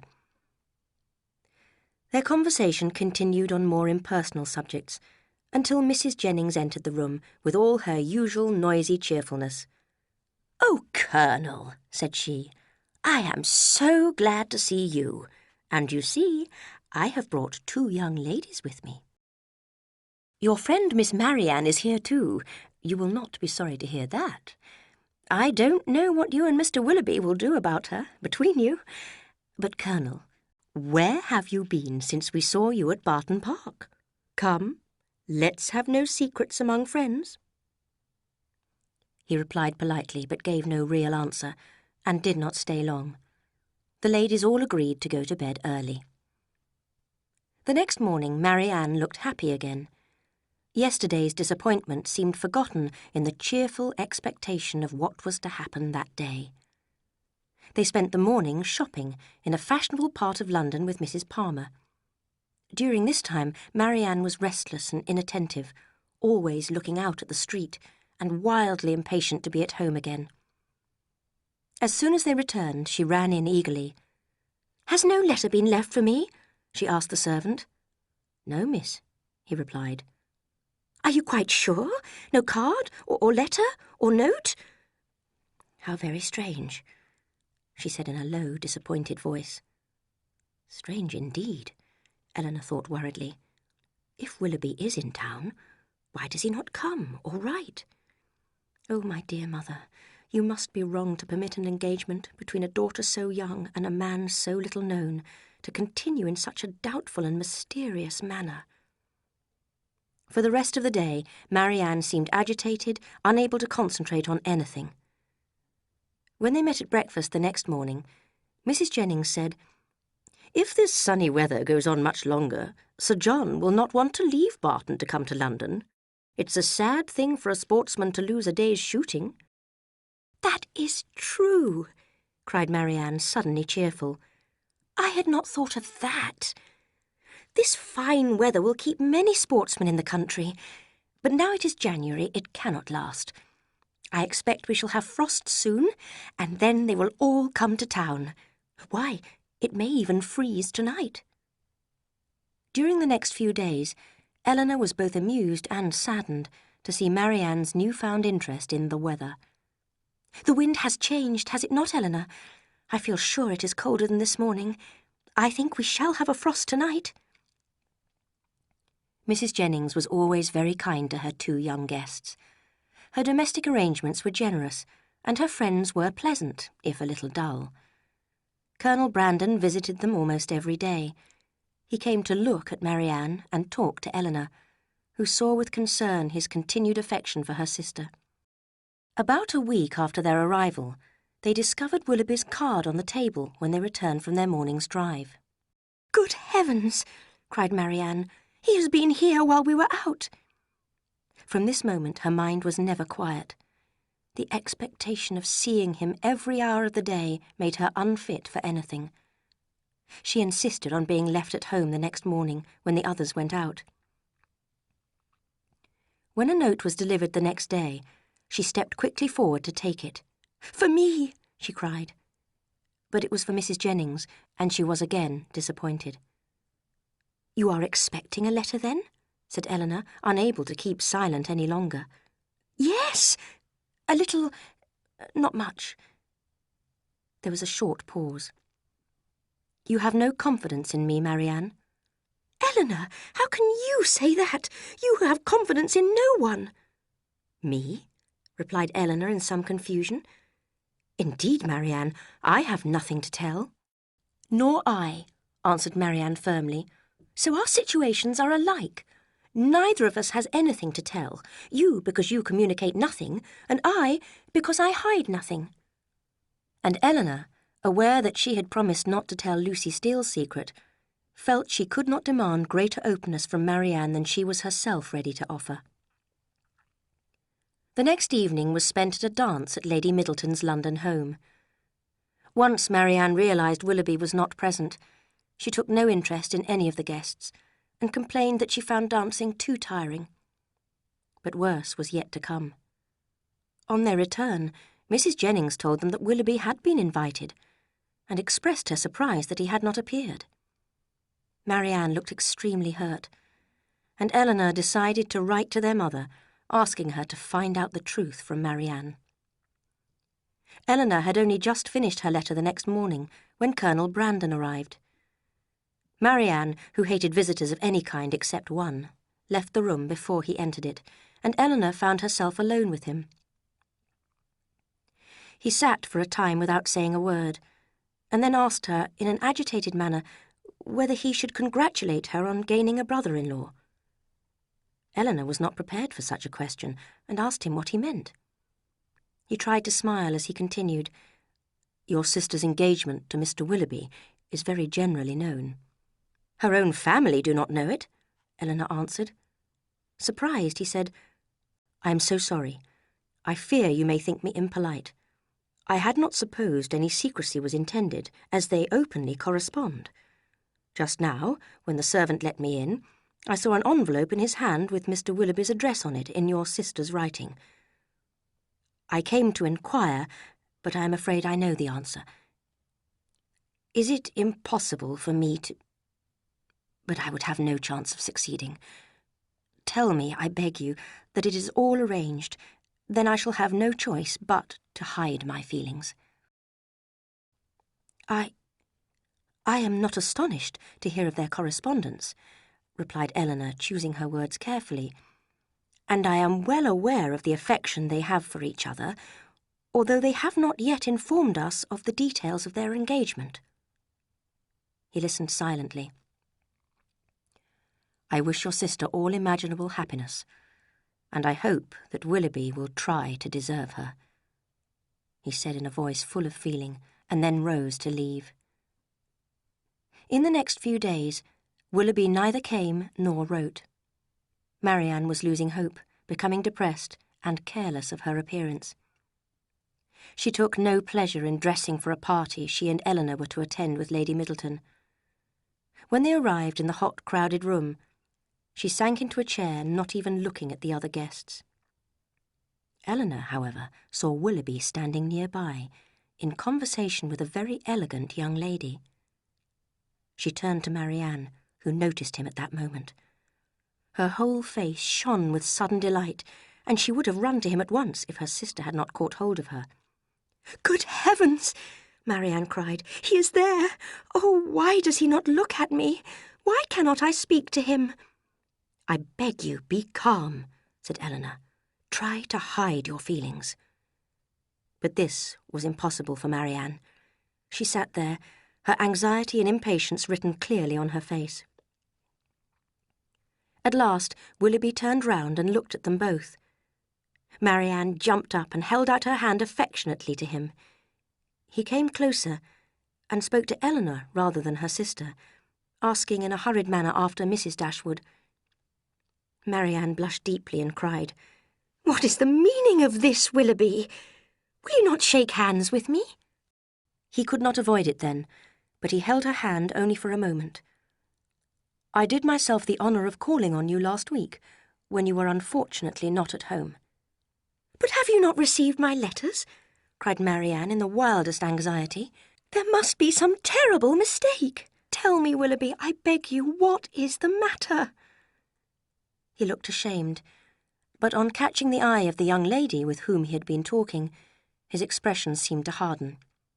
"Yes," he said, "I had the pleasure of receiving information of your arrival in town, which you were so good as to send me," and turned away to join his friend. Marianne, looking horribly white, was unable to stand, and Eleanor helped her to a chair. Soon Willoughby was seen to leave the party, and as Marianne was clearly unwell, Eleanor asked Lady Middleton to take them home. Nothing was said between the sisters, as Marianne was suffering too much to speak. Eleanor now realised that for Willoughby the attachment was over, and she felt extreme distaste for his manner of ending it. Neither sister slept much that night, and it was still dark when Eleanor was woken by the sound of agitated sobbing.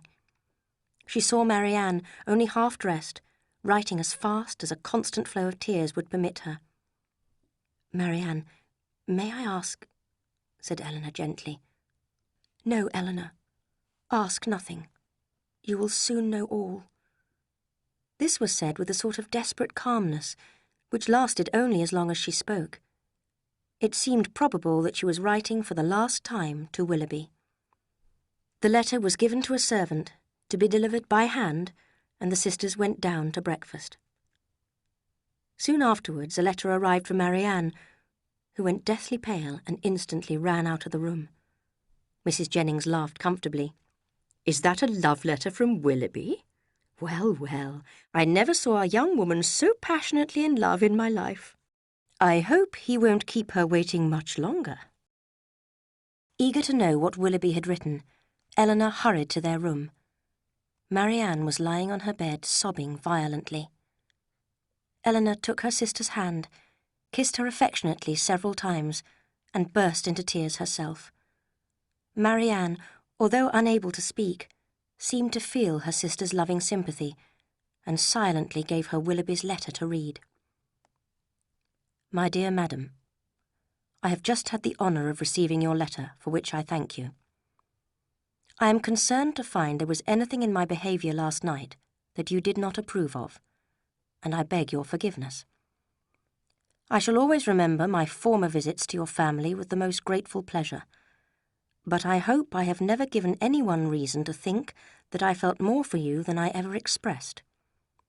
You will accept that I could never have meant more when you understand that my affections have long been engaged, and it will not be many weeks before the lady and I are married. I obey your orders to return your letters and the lock of hair which you so kindly offered me. Your obedient servant, John Willoughby. Eleanor was horrified. She had expected a confession, explanations and reasons, but not expressed in a manner so far from every honourable and gentlemanly feeling. How could Willoughby have written a letter so cruel, so hurtful? It was a relief to her that Marianne had escaped any connection with such a man. She turned to her sister, who now felt able to speak. Poor Eleanor, how unhappy I make you. I only wish there were anything I could do which might be of comfort to you. Oh, Eleanor, I am so miserable, said Marianne, before her voice was completely lost in passionate and bitter sobbing. Calm yourself, dear Marianne. Think of how much more you would have suffered if the discovery of his real character had come at the end of your engagement. Engagement? Cried Marianne. There has been no engagement. He has not made or broken any promise to me. But he told you that he loved you? Yes. No, never absolutely. He never said it in so many words, but every day I read it in his eyes. I felt myself as firmly engaged as if lawyers had written the agreement for us. Unfortunately, he did not feel the same. He did, Eleanor. For weeks and weeks he did. This lock of hair which he says I offered him, he begged and begged me for it on his knees. And now, oh! Eleanor was quite alarmed for her sister's health, as the violence of her sobbing grew, but she managed to persuade her to take some medicine to calm her restless pain of mind and body. Kind Mrs. Jennings showed real concern when she visited the patient. She had heard that Marianne's rival was a Miss Grey, a young woman with £50,000 a year, and that Willoughby had seriously overspent on his carriages and horses and needed money urgently. Mrs. Jennings had no words hard enough to describe his behaviour. She was sincerely sorry she had joked so often about Marianne's attachment, but, with the return of her natural cheerfulness, hoped that it would all be for the best, because now Marianne could marry Colonel Brandon after all. Chapter 7. The Truth About Willoughby. The next day, Marianne felt just as miserable, and could talk about nothing but Willoughby. With affectionate words, Eleanor encouraged her to talk about her feelings. Marianne was determined to avoid Mrs. Jennings' presence, however. "She cannot feel, Eleanor," she cried. "Her kindness is not sympathy. She is only interested in me because she will enjoy telling her friends all the details of my sad situation." It is unfortunate that many people of excellent intelligence and character, like Marianne, are neither reasonable nor fair.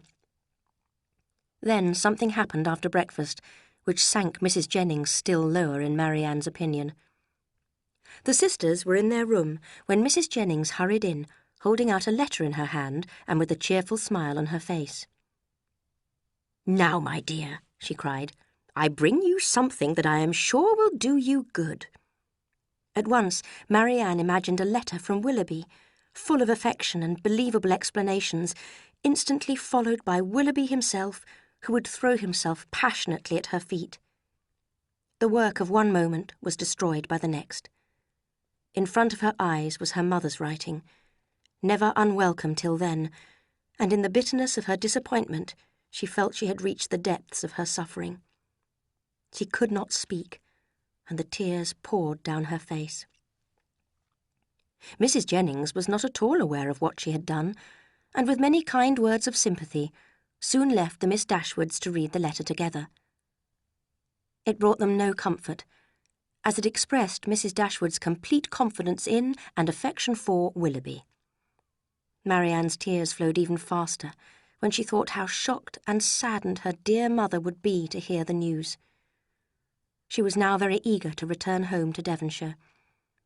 Eleanor sat down, with a heavy heart, to write to her mother again, telling her how Willoughby had behaved and asking what they should do. Just then, there was a knock on the front door, and Marianne, looking out of the window, saw Colonel Brandon outside. She hurried away to her room, and Eleanor remained to greet him. He seemed disturbed and unhappy, and asked anxiously after Marianne. "I have come, hoping to find you alone," he said in some confusion, "because my only wish is to give comfort, no, not comfort, to support your sister in this difficult time. My feeling for her, for yourself, for your mother. Will you allow me to prove it by telling you some details of... If I did not consider it useful, I would not bother you." He stopped. "I understand you," said Eleanor. "You have something to say about Mr. Willoughby that will open his character to us. Telling me would be the greatest proof of friendly feeling for Marianne. I beg you, let me hear it immediately." "I must tell you a little about myself first. Perhaps you remember, at Barton Park, when I mentioned a young lady I once knew. She was very like your sister, with an eager mind, a warm heart, and great sensibility. She was a distant cousin of mine, and from our earliest days we played together and loved each other. But at 17 she was married, against her wishes, to my brother. Just before the wedding, she and I planned to run away and get married secretly. But my father discovered the plan and sent me away to join the army. It was an extremely unhappy marriage. My brother did not love or respect her, and spent his time on pleasures most unsuitable for a husband. She was very young, had no friends or family to advise her. I had been sent abroad by then, and my brother's bad example was always with her. I cannot describe the shock I received when I heard, 2 years later, of her divorce." He could not speak for a moment, and when he saw Eleanor's concern and sympathy, took her hand and kissed it gratefully. When I returned to England 3 years later, I began to search for her, but she was no longer with her first seducer, the man for whom she had left her marriage.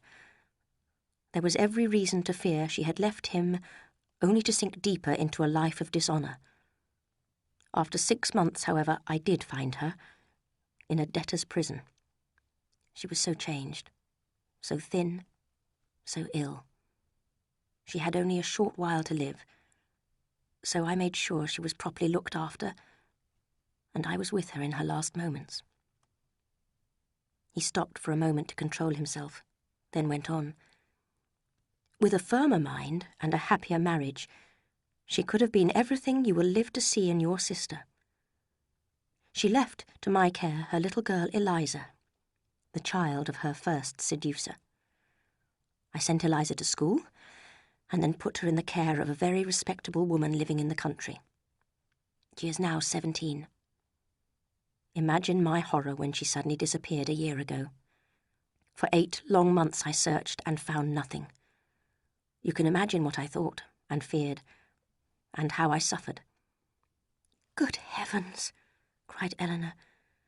"Could Willoughby—" "The first news of Eliza came in the letter I received at Barton Park, on the morning of our planned excursion to Whitwell. That was why I left so suddenly. Willoughby did not know that I was called away to help someone he had made poor and miserable. But if he had known, would he have cared? No. He had done what no man of feeling would do. He had left the girl whose innocence he had seduced. Left her with no home, no friends, and no money." "This is beyond everything," cried Eleanor. "Now you understand what he is like. Imagine what I have felt all these weeks, knowing his character, and seeing your sister as fond of him as ever. Who can tell what his intentions were towards your sister? One day she will doubtless feel grateful when she compares her situation with that of my poor Eliza. At least there is no dishonour in your sister's suffering, and every friend of hers must feel concern for her unhappiness and respect for her bravery in bearing it. Eleanor thanked the Colonel warmly for his kind words. "Have you," she continued, "seen Willoughby since you left Barton?" "Yes, once," he replied seriously. "As Eliza had confessed to me the name of her seducer, I accused him of dishonourable behaviour and challenged him to a duel. We met by appointment, but both of us returned unwounded. And my poor Eliza has had the child she was expecting, and now remains in the country." After this the Colonel left, and Eleanor very soon passed on the details of the conversation to her sister. The effect was not quite what she had hoped. Marianne listened attentively, and appeared to accept Willoughby's guilt. She no longer avoided the Colonel when he came to the house, and talked to him in a gentle, pitying voice. But she seemed even more depressed, now that Willoughby's good character had been lost, as well as his heart. Mrs. Dashwood's letter of reply arrived next day. Her disappointment was almost more painful than Marianne's, and her anger even greater than Eleanor's. But she advised them not to shorten their stay with Mrs. Jennings, which had been expected to last 5 or 6 weeks, as a speedy return to Barton would only remind Marianne of former happy times with Willoughby. She also hoped that Eleanor would see more of the Ferrars family, who would soon be arriving in London. Sir John, Mrs. Jennings, and Mrs. Palmer all spoke forcefully about Willoughby, and determined to have nothing to do with him ever again. They talked so much about him, however, that it was a happy relief to Eleanor when Lady Middleton showed only calm and polite unconcern. Whenever the subject was discussed, she would say gently, "It is very shocking indeed." But privately she was already planning to visit Mrs. Willoughby, who would be a woman of elegance and fortune. Mrs. Jennings was disappointed to see that the Colonel did not look more cheerful now that he no longer had a rival for Marianne. There seemed to be a better understanding between the elder Miss Dashwood and the Colonel, and Mrs. Jennings, who had quite forgotten Edward Ferrars, began to think that Eleanor would become Mrs. Brandon. A fortnight after Willoughby's letter had arrived, Eleanor had the painful duty of informing Marianne that he was married. Marianne received the news bravely at first and said nothing, but the tears came later, as wildly and as passionately as before. About this time, Eleanor was sorry to see the Miss Steeles arrive in London, as their presence always gave her pain. Lucy pretended to feel great delight in finding them in town, and Eleanor had to use all her self-control to answer politely. A pleasanter meeting took place a little later, when their brother, John Dashwood, came to visit them at Mrs. Jennings. He inquired after their health and their mother's, and was introduced to Colonel Brandon, who happened to be there. As it was a fine day, he asked Eleanor to take a short walk with him. As soon as they were out of the house, his questions began. "Who is Colonel Brandon? Is he a man of fortune?" "Yes, he has a large house with some land, and I believe about £2,000 a year." "I think, Eleanor, I will soon be congratulating you on making a very respectable marriage. He seems most gentlemanly, and he likes you, I'm sure of it." "He has not the smallest wish to marry me." "You are wrong, Eleanor. A very little effort on your side will catch him. Some of those little encouragements, which ladies can so easily give, will fix him, in spite of the smallness of your fortune. You should try for him. How amusing if Fanny had a brother and I had a sister marrying at the same time." "Is Mr. Edward Ferrars," Eleanor said calmly, "going to marry?" "It is not actually arranged yet, but the lady is Miss Morton, Lord Morton's only daughter, with £30,000 of her own. Edward's mother will most generously allow him 1,000 a year if he marries Miss Morton. I wish we could live so comfortably. I am afraid our income is not large enough for us to live as we would like." And he shook his head sadly at the thought of his own difficulties. The following week, Mr. and Mrs. John Dashwood gave a grand dinner party. The Middletons, Mrs. Jennings, Colonel Brandon, the Miss Dashwoods, and the Miss Steeles were all invited. Eleanor and Lucy both knew that Mrs. Ferrars would be present as well. "Pity me, dear Miss Dashwood," whispered Lucy as they walked up the stairs. In a moment I shall see the person on whom all my happiness depends, my future mother-in-law. Mrs. Ferrars was a little, thin woman with a disagreeable expression. She was not a woman of many words, but she made it very clear that she strongly disliked Eleanor and as strongly approved of Lucy. If she knew Lucy's secret, thought Eleanor amused, how she would hate her. She felt almost relieved that she could not now hope to become Edward's wife with such a mother-in-law. The next morning, Eleanor received a visit from Lucy, who had been so delighted by Mrs. Ferrars' welcoming behaviour to her that she felt she simply had to tell her dear friend about it. "She was so kind to me. Did you not notice it? And your sister-in-law too. What elegant, delightful women they are." Before Eleanor could bring herself to reply, the door opened and Edward walked in. It was a very difficult moment for the three of them, but Eleanor took control of the situation. Anxious to show that nothing was wrong, she welcomed him in her usual way. Lucy kept silent, watching Eleanor narrowly out of the corner of her eye, while Edward did not know what to say in his confusion and could not keep the conversation going. Soon Eleanor decided bravely to leave the engaged couple alone for a while and went to fetch Marianne. Rushing delightedly into the room, Marianne cried, "Dear Edward, this is a moment of great happiness," and looked lovingly at him and her sister. There was a short silence. "My dear Edward," Marianne continued, "why did you not come last night to your sister's dinner party? We were all there." "I had an appointment somewhere else." "An appointment? But was that so important when such friends wanted to see you?" "Perhaps, Miss Marianne," said Lucy smoothly, "you think young men never keep their appointments or their promises." Eleanor was very angry, but Marianne just answered, "No, I trust Edward. He is the most thoughtful, unselfish person I have ever met. He would never knowingly hurt anyone, I know." This praise was so unacceptable to Edward that he very soon got up to leave, and Eleanor had every reason to expect that this painful meeting would not be repeated. John and Fanny Dashwood continued to see Eleanor and Marianne at London parties and dances, and John began to wonder about inviting his sisters to stay for a few days. Fanny, however, was astonished at this suggestion. "My love, I would ask them with all my heart if it was possible, but I had just decided to ask the Miss Steeles to stay with us. We can ask your sisters some other year, you know." Mr. Dashwood agreed at once, and Fanny, delighting in her escape and proud of her quick thinking, wrote to invite Lucy and her sister. This made Lucy really happy. Such an opportunity of being near Edward and his family was the most useful thing in the world for her.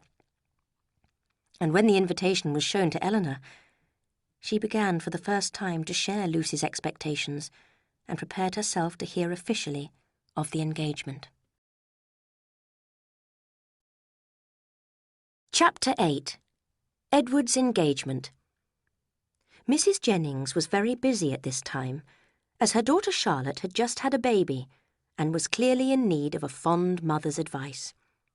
She visited Charlotte at least twice a day, and it was at the Palmer's house that she heard a most interesting piece of news. She hurried excitedly back to tell Eleanor. "My dear Miss Dashwood, have you heard? Your sister-in-law is ill, Charlotte's doctor told me. And do you know why? It appears that Edward Ferrars, the young man I used to joke with you about, has been engaged for over a year to Lucy Steele, and no one knew a word of the matter except her sister Anne. Could you have believed such a thing possible? What happened was this. The Miss Steeles are staying with your brother and his wife, as you know. Anne, who is a kind creature but of no great intelligence, thought that there would be no difficulty, as Fanny Dashwood seemed to like Lucy so much, so she told her all about the engagement. Well, your sister-in-law fell onto the floor and started sobbing and screaming so violently that your brother had to send for the doctor. Lucy and Anne were told to pack their bags and leave at once. Of course, the Ferrars family wanted Edward to marry that rich Miss Morton, but I have no pity for them. I cannot bear people who think money or greatness is important. There is no reason why Edward should not marry Lucy. She knows better than anyone how to make the most of everything, and if Edward's mother allowed him £500 a year, they could live comfortably. Mrs. Jennings, to Eleanor's relief, no longer suspected her of having any interest in Edward, but she could talk of nothing else. Eleanor, knowing that Marianne would be fierce in her anger against Edward, was now anxious to tell her sister the truth and to prepare her to hear the subject discussed. Marianne listened to Eleanor's story with horror and cried without stopping. For some time, Edward seemed a second Willoughby to her. She could not understand his behaviour or accept that he could feel affection for such a person as Lucy. "How long have you known this, Eleanor?" she asked. 4 months. Lucy told me of her engagement at Barton, and I promised to keep it secret. "What? All the time you were looking after me in my misery, this has been on your heart. How could you bear it?" "By feeling that I was doing my duty. I had to keep Lucy's secret, and I did not want to worry my family and friends." 4 months? And yet you loved him? "Yes, but I loved my family too, and I was glad to spare them the sorrow of knowing how I felt. Now I no longer feel unhappy. I do not consider Edward has behaved badly in any way, and I wish him every happiness. He will always do his duty, and Lucy does not lack sense. They will marry, and time will teach him to forget that he ever thought another woman better than her." "If such is your way of thinking, your self-control is perhaps a little less to be wondered at. I understand it better." "I know you do not suppose I have ever felt much, but Marianne, for 4 months I have had all this on my mind, and been unable to speak of it to a single creature. I was told about it by the person whose early engagement destroyed my hopes of happiness. She saw me as a rival, and was delighted to see me defeated. I have had to listen to her talking about Edward again and again. I have had to pretend to show no interest in him. I have had to bear the unkindness of his sister and the rudeness of his mother, without enjoying any of the advantages of an attachment to him. I know now that I shall be divided from Edward forever. If you can ever think me capable of feeling Marianne, surely you may suppose that I have suffered now." These words went straight to Marianne's heart. "Oh, Eleanor," she cried, "you have made me hate myself forever.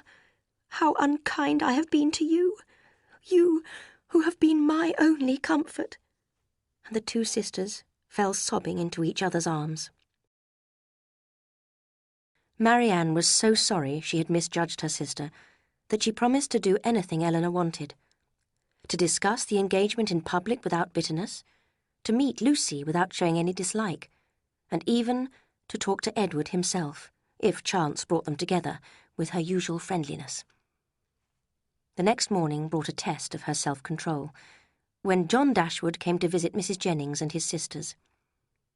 "You have heard, I suppose," said he with a most serious expression, "of our very shocking discovery yesterday." Silently, they all showed that they had. It seemed too awful a moment to speak. "Your sister-in-law," he continued, "has suffered terribly. So too has Mrs. Ferrars, but I would not alarm you too greatly. The doctor says Fanny is strong and will get better in time. She says she will never think well of anybody again, and I cannot wonder at it, as she was so deceived. How ungrateful those young women were, after she had shown them so much kindness. I wish with all my heart, says poor Fanny in her affectionate way, that we had invited your sisters instead of them." Here he stopped to be thanked, then continued. "What poor Mrs. Ferrars suffered cannot be described. She could not believe Edward was secretly engaged, when all the time she had been planning a most excellent marriage for him. She sent for him, and he came to see her. I am sorry to tell you what happened next. All our attempts to persuade Edward to end the attachment were useless. even when his mother explained that if he married Miss Morton, she would generously allow him £1,000 a year, and even when she offered to make it £1,200, he still insisted that he would not break the engagement. Mrs. Ferrars then told him he would receive no money at all from her, and if he entered any profession, she would do her best to prevent him succeeding in it. "Good heavens!" cried Marianne. "Can this be possible?" "Your surprise is very natural, Marianne," said her brother. "It is astonishing that Edward could not be persuaded." Marianne, about to disagree fiercely, remembered her promises to Eleanor, and said nothing. "Well," cried Mrs. Jennings, "I think he has behaved like an honest man. He must keep his promise to marry Lucy Steele. If he broke it, the world would think him a worthless scoundrel." "I respect your views, madam," said John Dashwood politely, "but I am afraid that a good, thoughtful mother like Mrs. Ferrars, with such a very large fortune, cannot approve of her son's secret engagement to this most unsuitable young woman. I am sorry to say that it has all ended in a most unhappy separation. Mrs. Ferrars told Edward to leave her house, and he obeyed at once. She does not wish to see him ever again, and has now decided very understandably that Robert, not Edward, should inherit her fortune when she dies. Poor Edward. His younger brother will be wealthy while he remains poor. I feel for him sincerely." John Dashwood left soon afterwards, and the three ladies immediately joined together in their firm disapproval of Mrs. Ferrars' behaviour and their warm praise of Edward's. The next morning, Eleanor received a letter from Lucy. "I hope, my dear Miss Dashwood, you will not mind my writing to you. I know that, as a true friend, you will be pleased to hear my news. Edward and I, although we have suffered terribly in all our recent troubles, are quite well now, thank God, and happy in each other's love.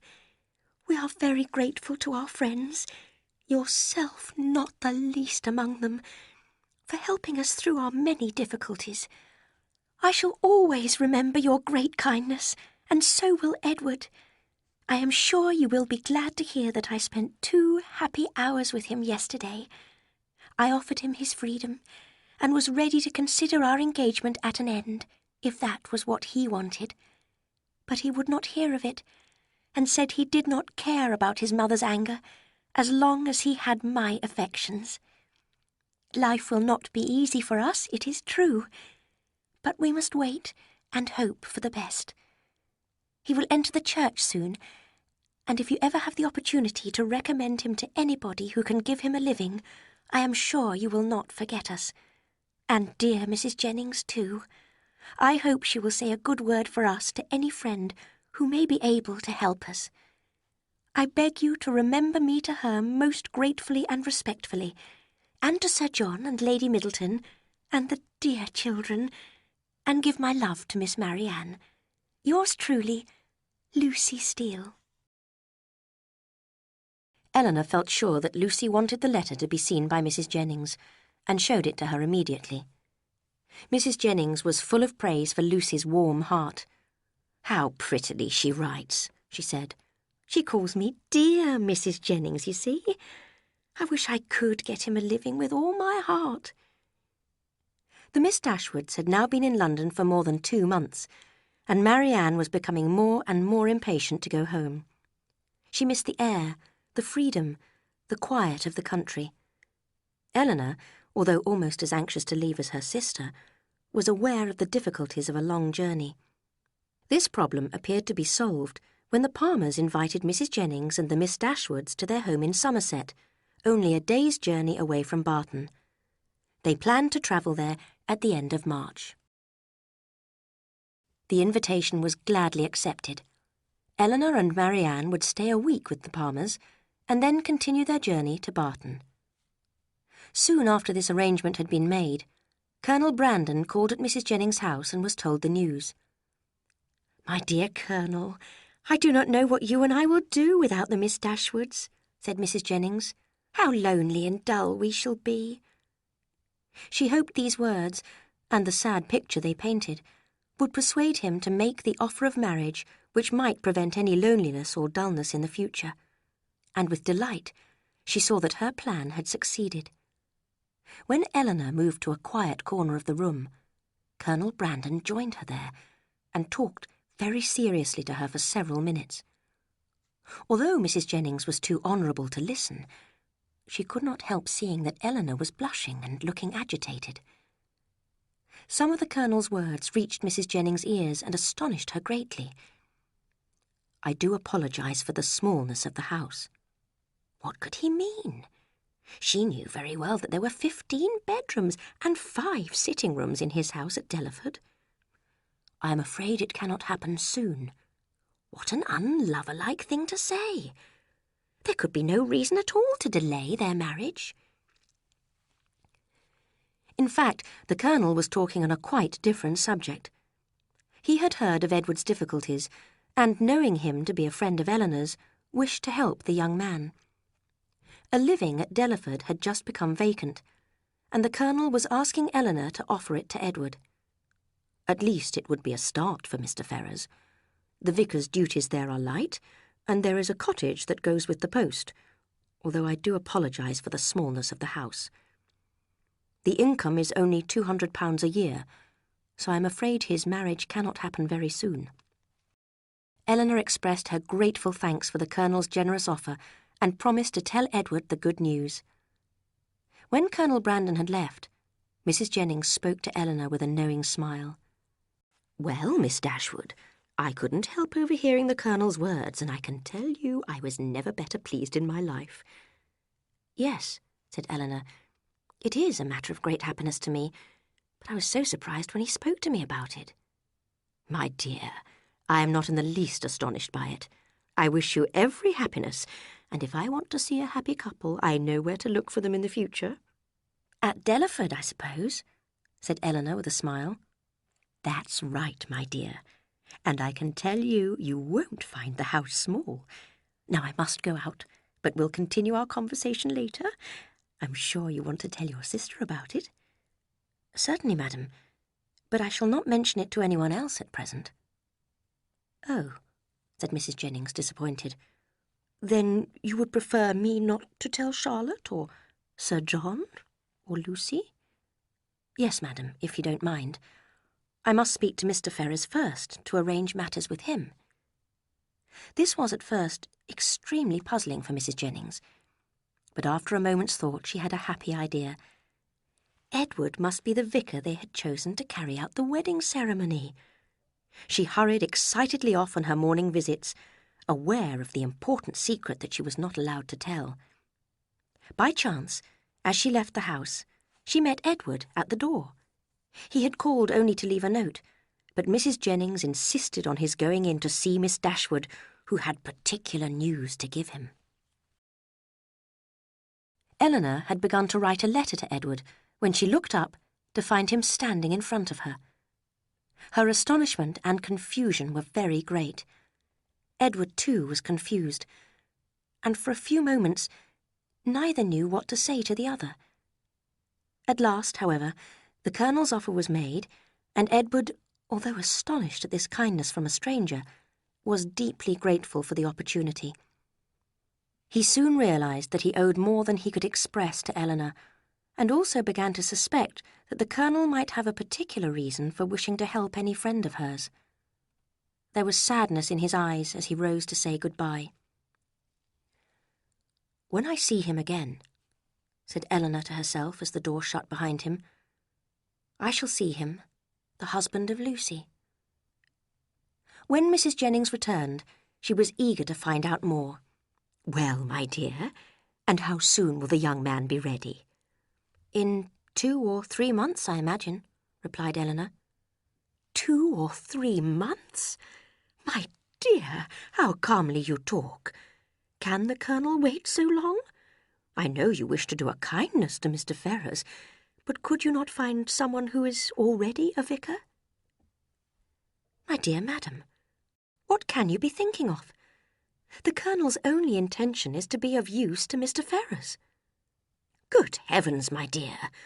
Surely you do not mean that the Colonel only marries you in order to give £10 to Mr. Ferrers as his vicar's fee for the ceremony?" The confusion could not continue after this, and there was much amusement as Eleanor explained. Mrs. Jennings was just as delighted with the true situation, and looked forward to visiting Lucy and Edward in the vicar's house at Delaford in a few months' time. Eleanor now knew that Edward's marriage to Lucy was certain. She herself had helped to smooth the path towards it. Chapter 9. Marianne's Illness. Before leaving London, Eleanor paid one last visit to her brother and his wife. Fanny did not wish to see her and stayed in her room, but John was very interested in the news of Edward's good luck. He could not understand why the Colonel should give away a living when he could have sold it. But he had something more particular to say to his sister. Taking her hand, he spoke in a very serious whisper. "There is one thing I must say, because I know it will please you. I know, in fact, Fanny heard her mother say, that although perhaps she did not approve of a certain attachment of Edward's, you understand me, it would have been far preferable to her than this engagement to Miss Steele. Of course, all that is quite in the past now and out of the question, but I thought I would just tell you, my dear Eleanor. Not that you have any reason to be sad. There is no doubt of your doing extremely well. Has Colonel Brandon been with you lately?" Eleanor was glad to be spared the need to reply by the entrance of Mr. Robert Ferrers. She had only met him once before, and had found him a thoughtless and insensitive young man, full of his own self-importance. This short meeting only served to support her low opinion of his head and heart. He talked happily of Edward's inheritance, which he would now enjoy, and laughed loudly at the idea of Edward as a poor vicar living in a cottage. "His engagement certainly was very shocking news," he added. "I said to my mother, 'My dear madam, I do not know what you intend to do, but for myself I must say that if Edward marries this young woman, I shall never see him again.' I saw the girl once, you know, just a plain country girl with no elegance or beauty. I cannot help thinking that if I had heard of the connection earlier, I could have persuaded Edward to break it off. But now it is all too late. He must be punished, that is certain." Eleanor was relieved that she could not stay long, and sincerely hoped she would not see Robert Ferrers again. The journey to Cleveland, the Palmers' home in Somerset, took 2 days. Their house was comfortable and modern, with large, well-kept gardens and woods. On her arrival, Marianne went straight into the garden. She was feeling more agitated than usual, aware of being only 80 miles from Barton, and only 30 from Willoughby's country house. But she loved being back in the romantic countryside. She determined to spend as much time as possible taking lonely walks through the gardens and woods. Alone, she would be free to delight in her misery, thinking, dreaming, remembering. The hours passed quietly at Cleveland. Mrs. Palmer had her child, and Mrs. Jennings her sewing. Eleanor was surprised to find Mr. Palmer very capable of being a pleasant companion, and only occasionally rude to his wife and mother-in-law. Colonel Brandon, who was also a guest of the Palmers, spent a great deal of time with Eleanor, talking to her about the vicar's house at Delaford and the repairs he was planning to have done to it. His pleasure in her conversation and his respect for her opinion would have been enough to justify Mrs. Jennings' view of his attachment, and even, perhaps, to make Eleanor suspect it herself. She still felt certain, however, that while he spoke to her, it was Marianne at whom he looked, and of whom he thought. When Marianne mentioned that she had a sore throat and felt unwell, the Colonel appeared extremely worried. In his concern, Eleanor saw the quick feelings and needless alarm of a lover. 2 delightful evening walks in thick wet grass had given Marianne a violent cold. She felt heavy and feverish, with pains all over her body, but at first refused all medicines, saying that a good night's rest was all that she needed. The next day, however, she was worse, unable to do anything except lie miserably on a sofa, and after another restless, feverish night, Eleanor was ready to send for the Palmers' doctor. After examining his patient, he said that she was suffering from an infection and would recover in a few days. But the word infection greatly alarmed Mrs. Palmer, who feared that her baby might catch it, and she persuaded her husband to take her and the child to stay with a near relation until there was no further danger of illness at Cleveland. Mrs. Jennings kindly insisted on staying with the Miss Dashwoods, as she felt responsible for the young ladies in their mother's absence, and Colonel Brandon also offered to stay in case a gentleman's help was needed. Poor Marianne now felt really ill and extremely miserable, as their return to Barton would have to be considerably delayed. Several days passed, and Marianne's condition remained the same. The doctor came every day, talking each time of a speedy recovery, and Eleanor was just as hopeful. In her letters home, she had not told her mother of the seriousness of Marianne's illness, and now congratulated herself on not alarming Mrs. Dashwood unnecessarily. But that evening, Marianne became restless again, and Eleanor stayed beside her bed, watching her turning feverishly from side to side. Suddenly Marianne sat up and cried wildly, "Is Mamma coming?" "Not yet," replied Eleanor, hiding her terror and helping her sister to lie down again. "It is a long way from Barton." "But she must come soon," cried Marianne desperately. "I shall never see her again if she does not come soon." Eleanor was so alarmed that she sent for the doctor at once, and decided to send a messenger to Barton to fetch her mother. She spoke immediately to Colonel Brandon, who, although greatly depressed and fearing the worst, was ready to help in any way, and offered to drive to Barton himself. How grateful Eleanor was for the comfort of such a friend as the Colonel at that moment. Not a second was lost in delay of any kind, and the Colonel drove off into the night, leaving Eleanor to watch over her sister. Both sisters suffered greatly during that night, Marianne in her sleepless pain and fever, and Eleanor in cruel anxiety that her mother would arrive too late to see her dear child alive. When the doctor came, he had to confess that his medicines had failed and that the infection was stronger than ever. Eleanor was calm, except when she thought of her mother, but she was almost without hope.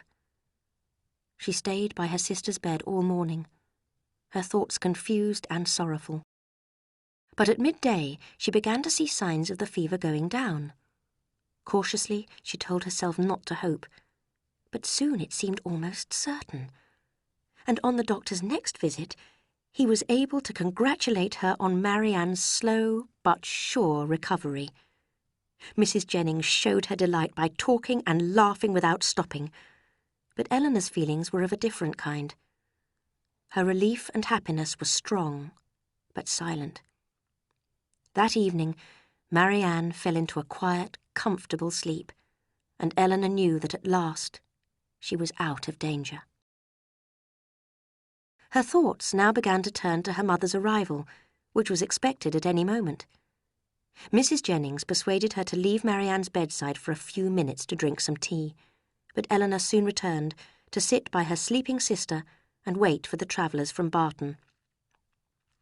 The night was cold and stormy, but as long as Marianne slept peacefully, Eleanor did not mind the beating of the rain on the windows or the noise of the wind blowing round the house. At 8 o'clock, she heard a carriage drive up to the front door. Knowing what her poor mother must be feeling, Eleanor found it impossible to be calm and hurried downstairs. She rushed into the sitting room and saw Willoughby.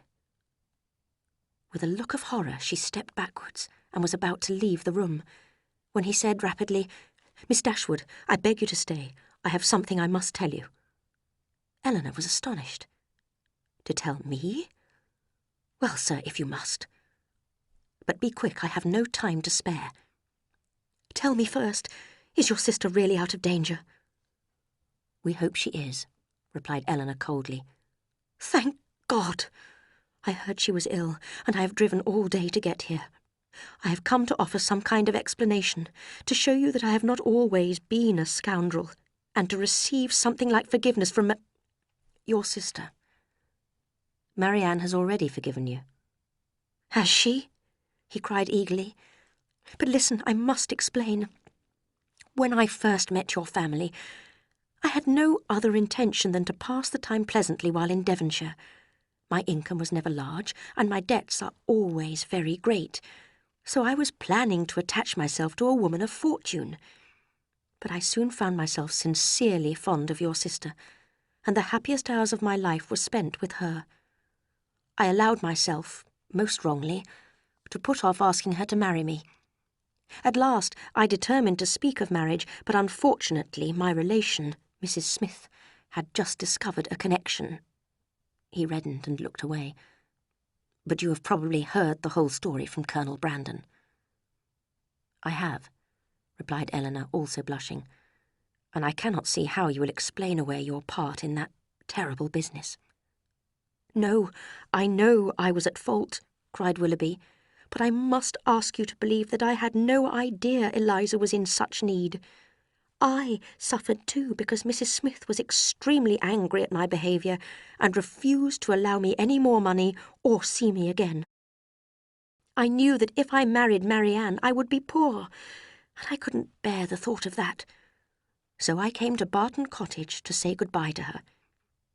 How happy I had been the day before, ready to become engaged to her, and how miserable I was when I saw her sorrow and deep disappointment. Oh, God, what a hard-hearted scoundrel I was. There was a short silence, while Willoughby recovered his self-control, and Eleanor's heart softened a little towards him. And then, in London, Marianne's notes to me. Every word was a knife in my heart. She was far dearer to me than any other woman in the world, but by then I was engaged to Miss Grey. Do not speak like that of my sister, Mr. Willoughby, said Eleanor. Remember that you are a married man now. He began to laugh wildly. Married, yes. Did you like the letter I wrote to Marianne? Miss Grey happened to see Marianne's last note to me and read it. Her jealous anger made her think of a cruel punishment for me. She told me what to write and watched over me as I wrote the letter.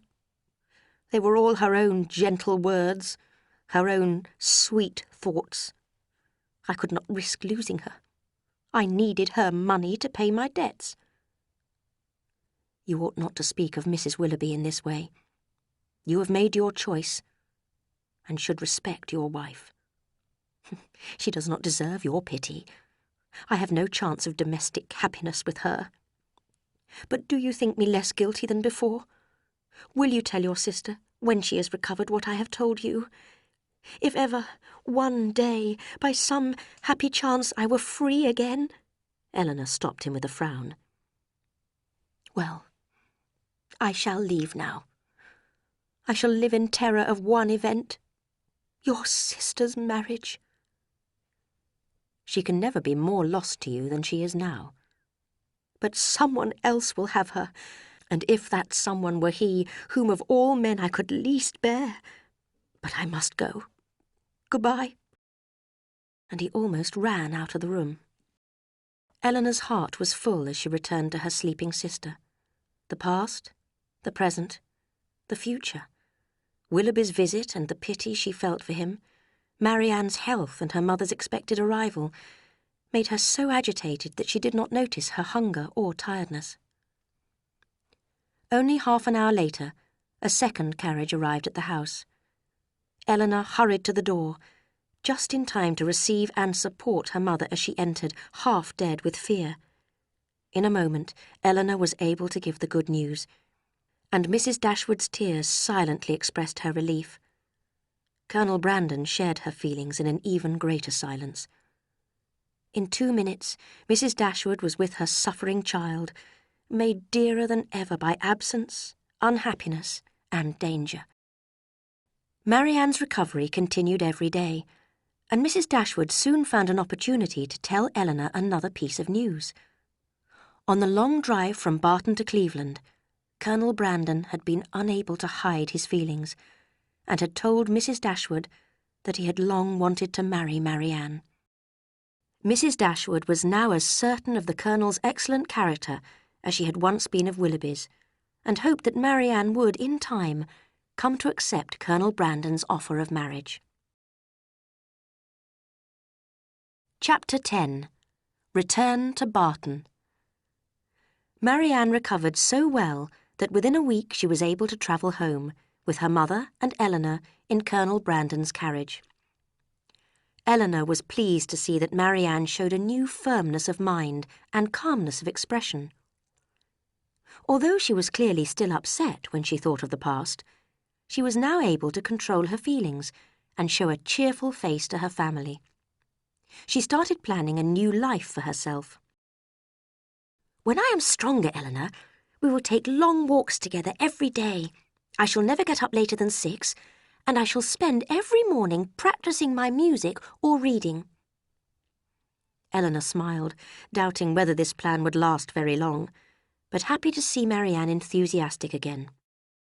A couple of days later, the weather was so fine that Mrs. Dashwood encouraged Eleanor to take Marianne out for a gentle walk, and the sisters set out along the quiet country road.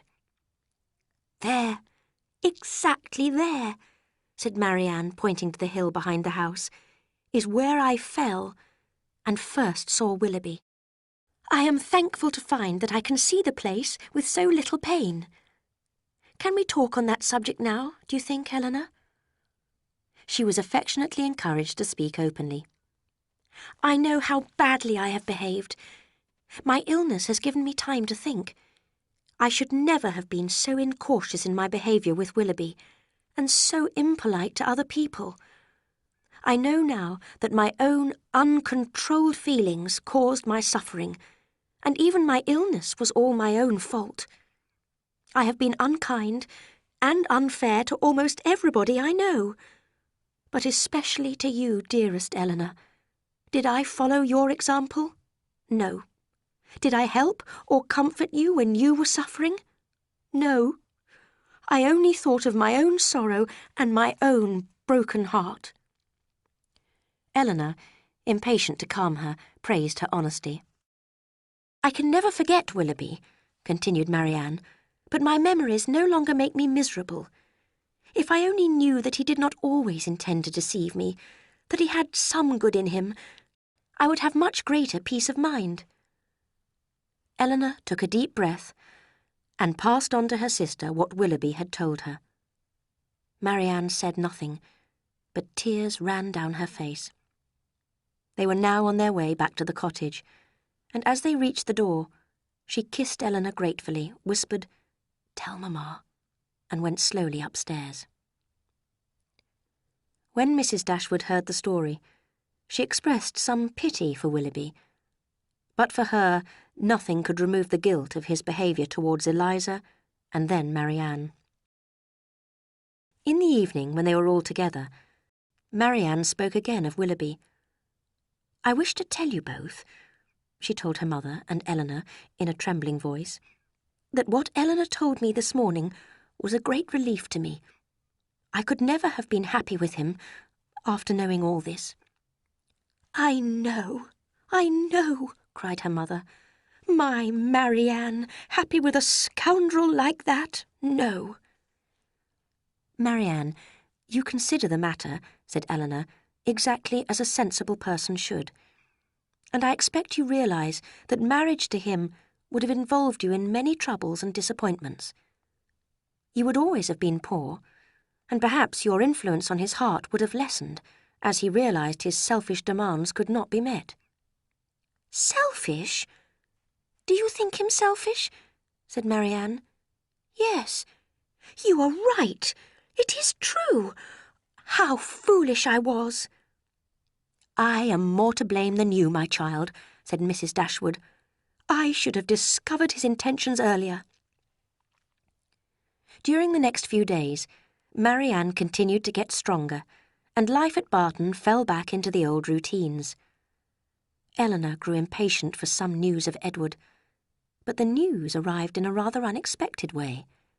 Mrs. Dashwood's manservant, Thomas, had been sent to Exeter one morning on business, and on his return finished his report with these words: I suppose you know, madam, that Mr. Ferrers is married?" Marianne looked quickly at Eleanor's white face and burst into uncontrolled sobbing. Mrs. Dashwood did not know which daughter to take care of first.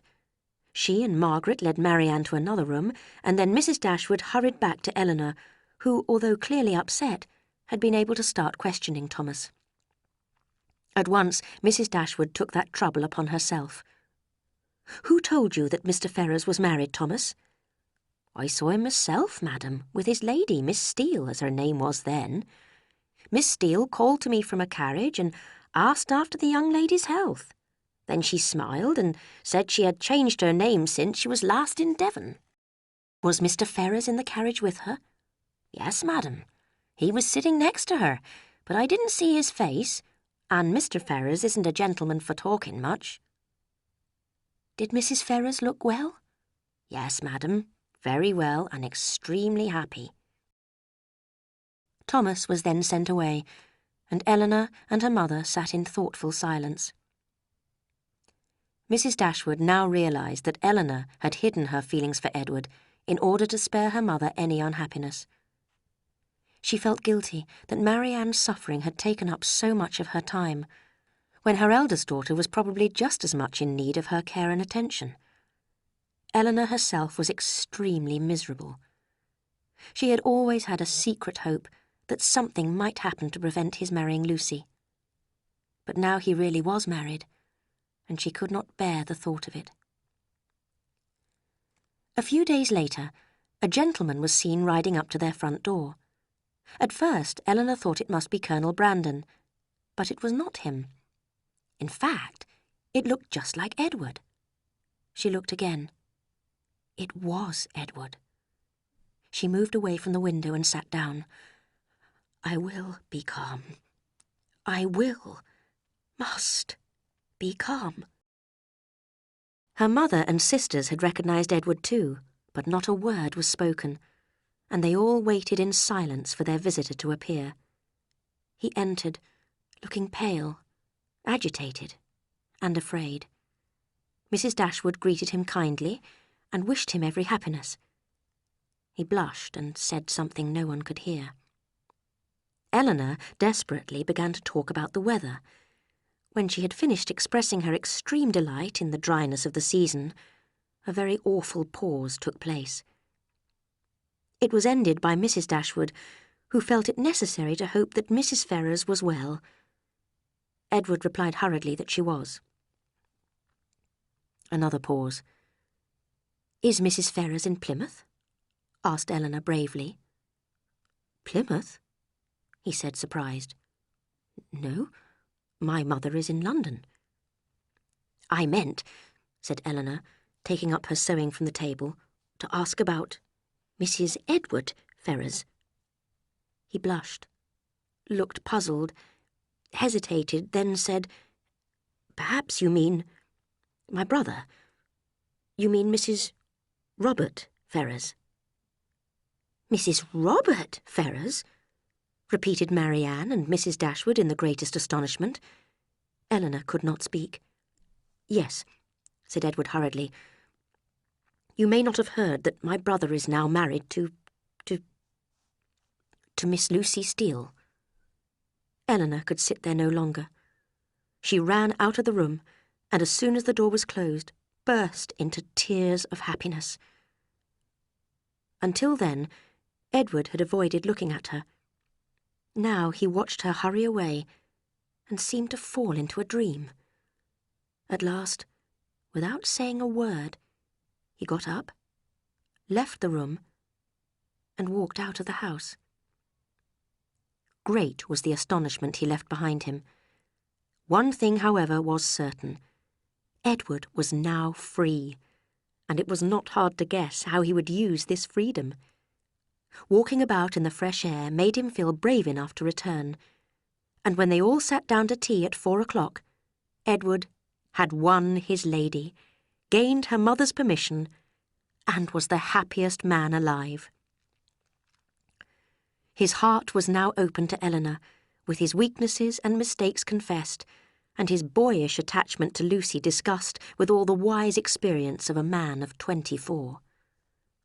"My engagement to Lucy certainly was foolish," said he, "but it would not have happened if my mother had allowed me to choose a profession. I had nothing to do, and no friends to advise me, so I imagined myself in love. When I met you, my dear Eleanor, I realized at once how weak I had been. Eleanor's mother and sisters were delighted. They could not love Edward enough, nor praise Eleanor enough. And Eleanor, how can her feelings be described? From the moment of learning that Edward was free, to the moment of his asking her to marry him, her mind was in a storm. But when all doubt was past, and she heard his voice expressing his deep love and affection for her, she knew her happiness was complete. Edward stayed at the cottage for a week, and one of the first subjects of discussion was, of course, Lucy's marriage. It appeared that Robert had visited her several times, trying to persuade her to set Edward free. Lucy had realized that it was now Robert, not Edward, who would inherit his mother's fortune. Being of similarly selfish character, they were attracted to each other and decided to get married with speed and secrecy. Edward's mother was naturally horrified by Robert's marriage. She did not greatly approve of Edward's engagement to Eleanor either, but in the end was persuaded to accept it, and even, rather unwillingly, gave Edward £10,000. She had given the same to Fanny on her marriage. This was much more than was expected by Edward and Eleanor, who could now afford to marry very soon and move into the vicar's house at Delaford. There they were visited by all their friends and relations, who found them one of the happiest couples in the world. Even Mrs. Ferrars came to visit them, although they were never favourites with her. That honour was reserved for Robert and Lucy, who, by endless attentions and respectful messages, finally regained their place in her heart. The whole of Lucy's behaviour in the matter may be seen as a most encouraging example of what self-interest can do to gain wealth and position. With Mrs. Ferrars' generous help, Robert and Lucy lived in great comfort, often visiting John and Fanny Dashwood. Only their frequent domestic disagreements spoiled their happiness. Eleanor's move to Delaford did not separate her from her family, as her mother and sisters spent half their time with her. Mrs. Dashwood was anxious to bring Marianne and Colonel Brandon together, which was also Eleanor's and Edward's wish. Knowing how good, how kind the Colonel was, and how fondly he was attached to her, what could Marianne do? At the age of 17, she had believed that passionate feeling was the most important thing in life. She had had her heart broken and learnt to recover from it. Then, at 19, with feelings of only warm friendship and respect, she agreed to marry a man she had once considered dull and far too old for marriage. But so it was. Colonel Brandon was now as happy as all those who loved him believed he deserved to be, and Marianne, who could never love by halves, came in time to love her husband as much as she had loved Willoughby. Willoughby himself was saddened to hear of her marriage, but he did not die of a broken heart. He even managed to get some enjoyment out of life, as his wife was not always unpleasant, and his home not always uncomfortable. But Marianne remained his idea of the perfect woman, and he often refused to admire a new young beauty as nothing to compare with Mrs. Brandon. Mrs. Dashwood stayed on at Barton Cottage, and as Margaret soon grew old enough for dancing and falling in love, Sir John and Mrs. Jennings did not miss Eleanor and Marianne as much as they had feared. Barton and Delaford were connected by strong family affection, and there was constant communication between the two places. Eleanor and Marianne lived in great happiness, loved and respected by their husbands, and almost within sight of each other. The passing of the years only served to bring them all closer together.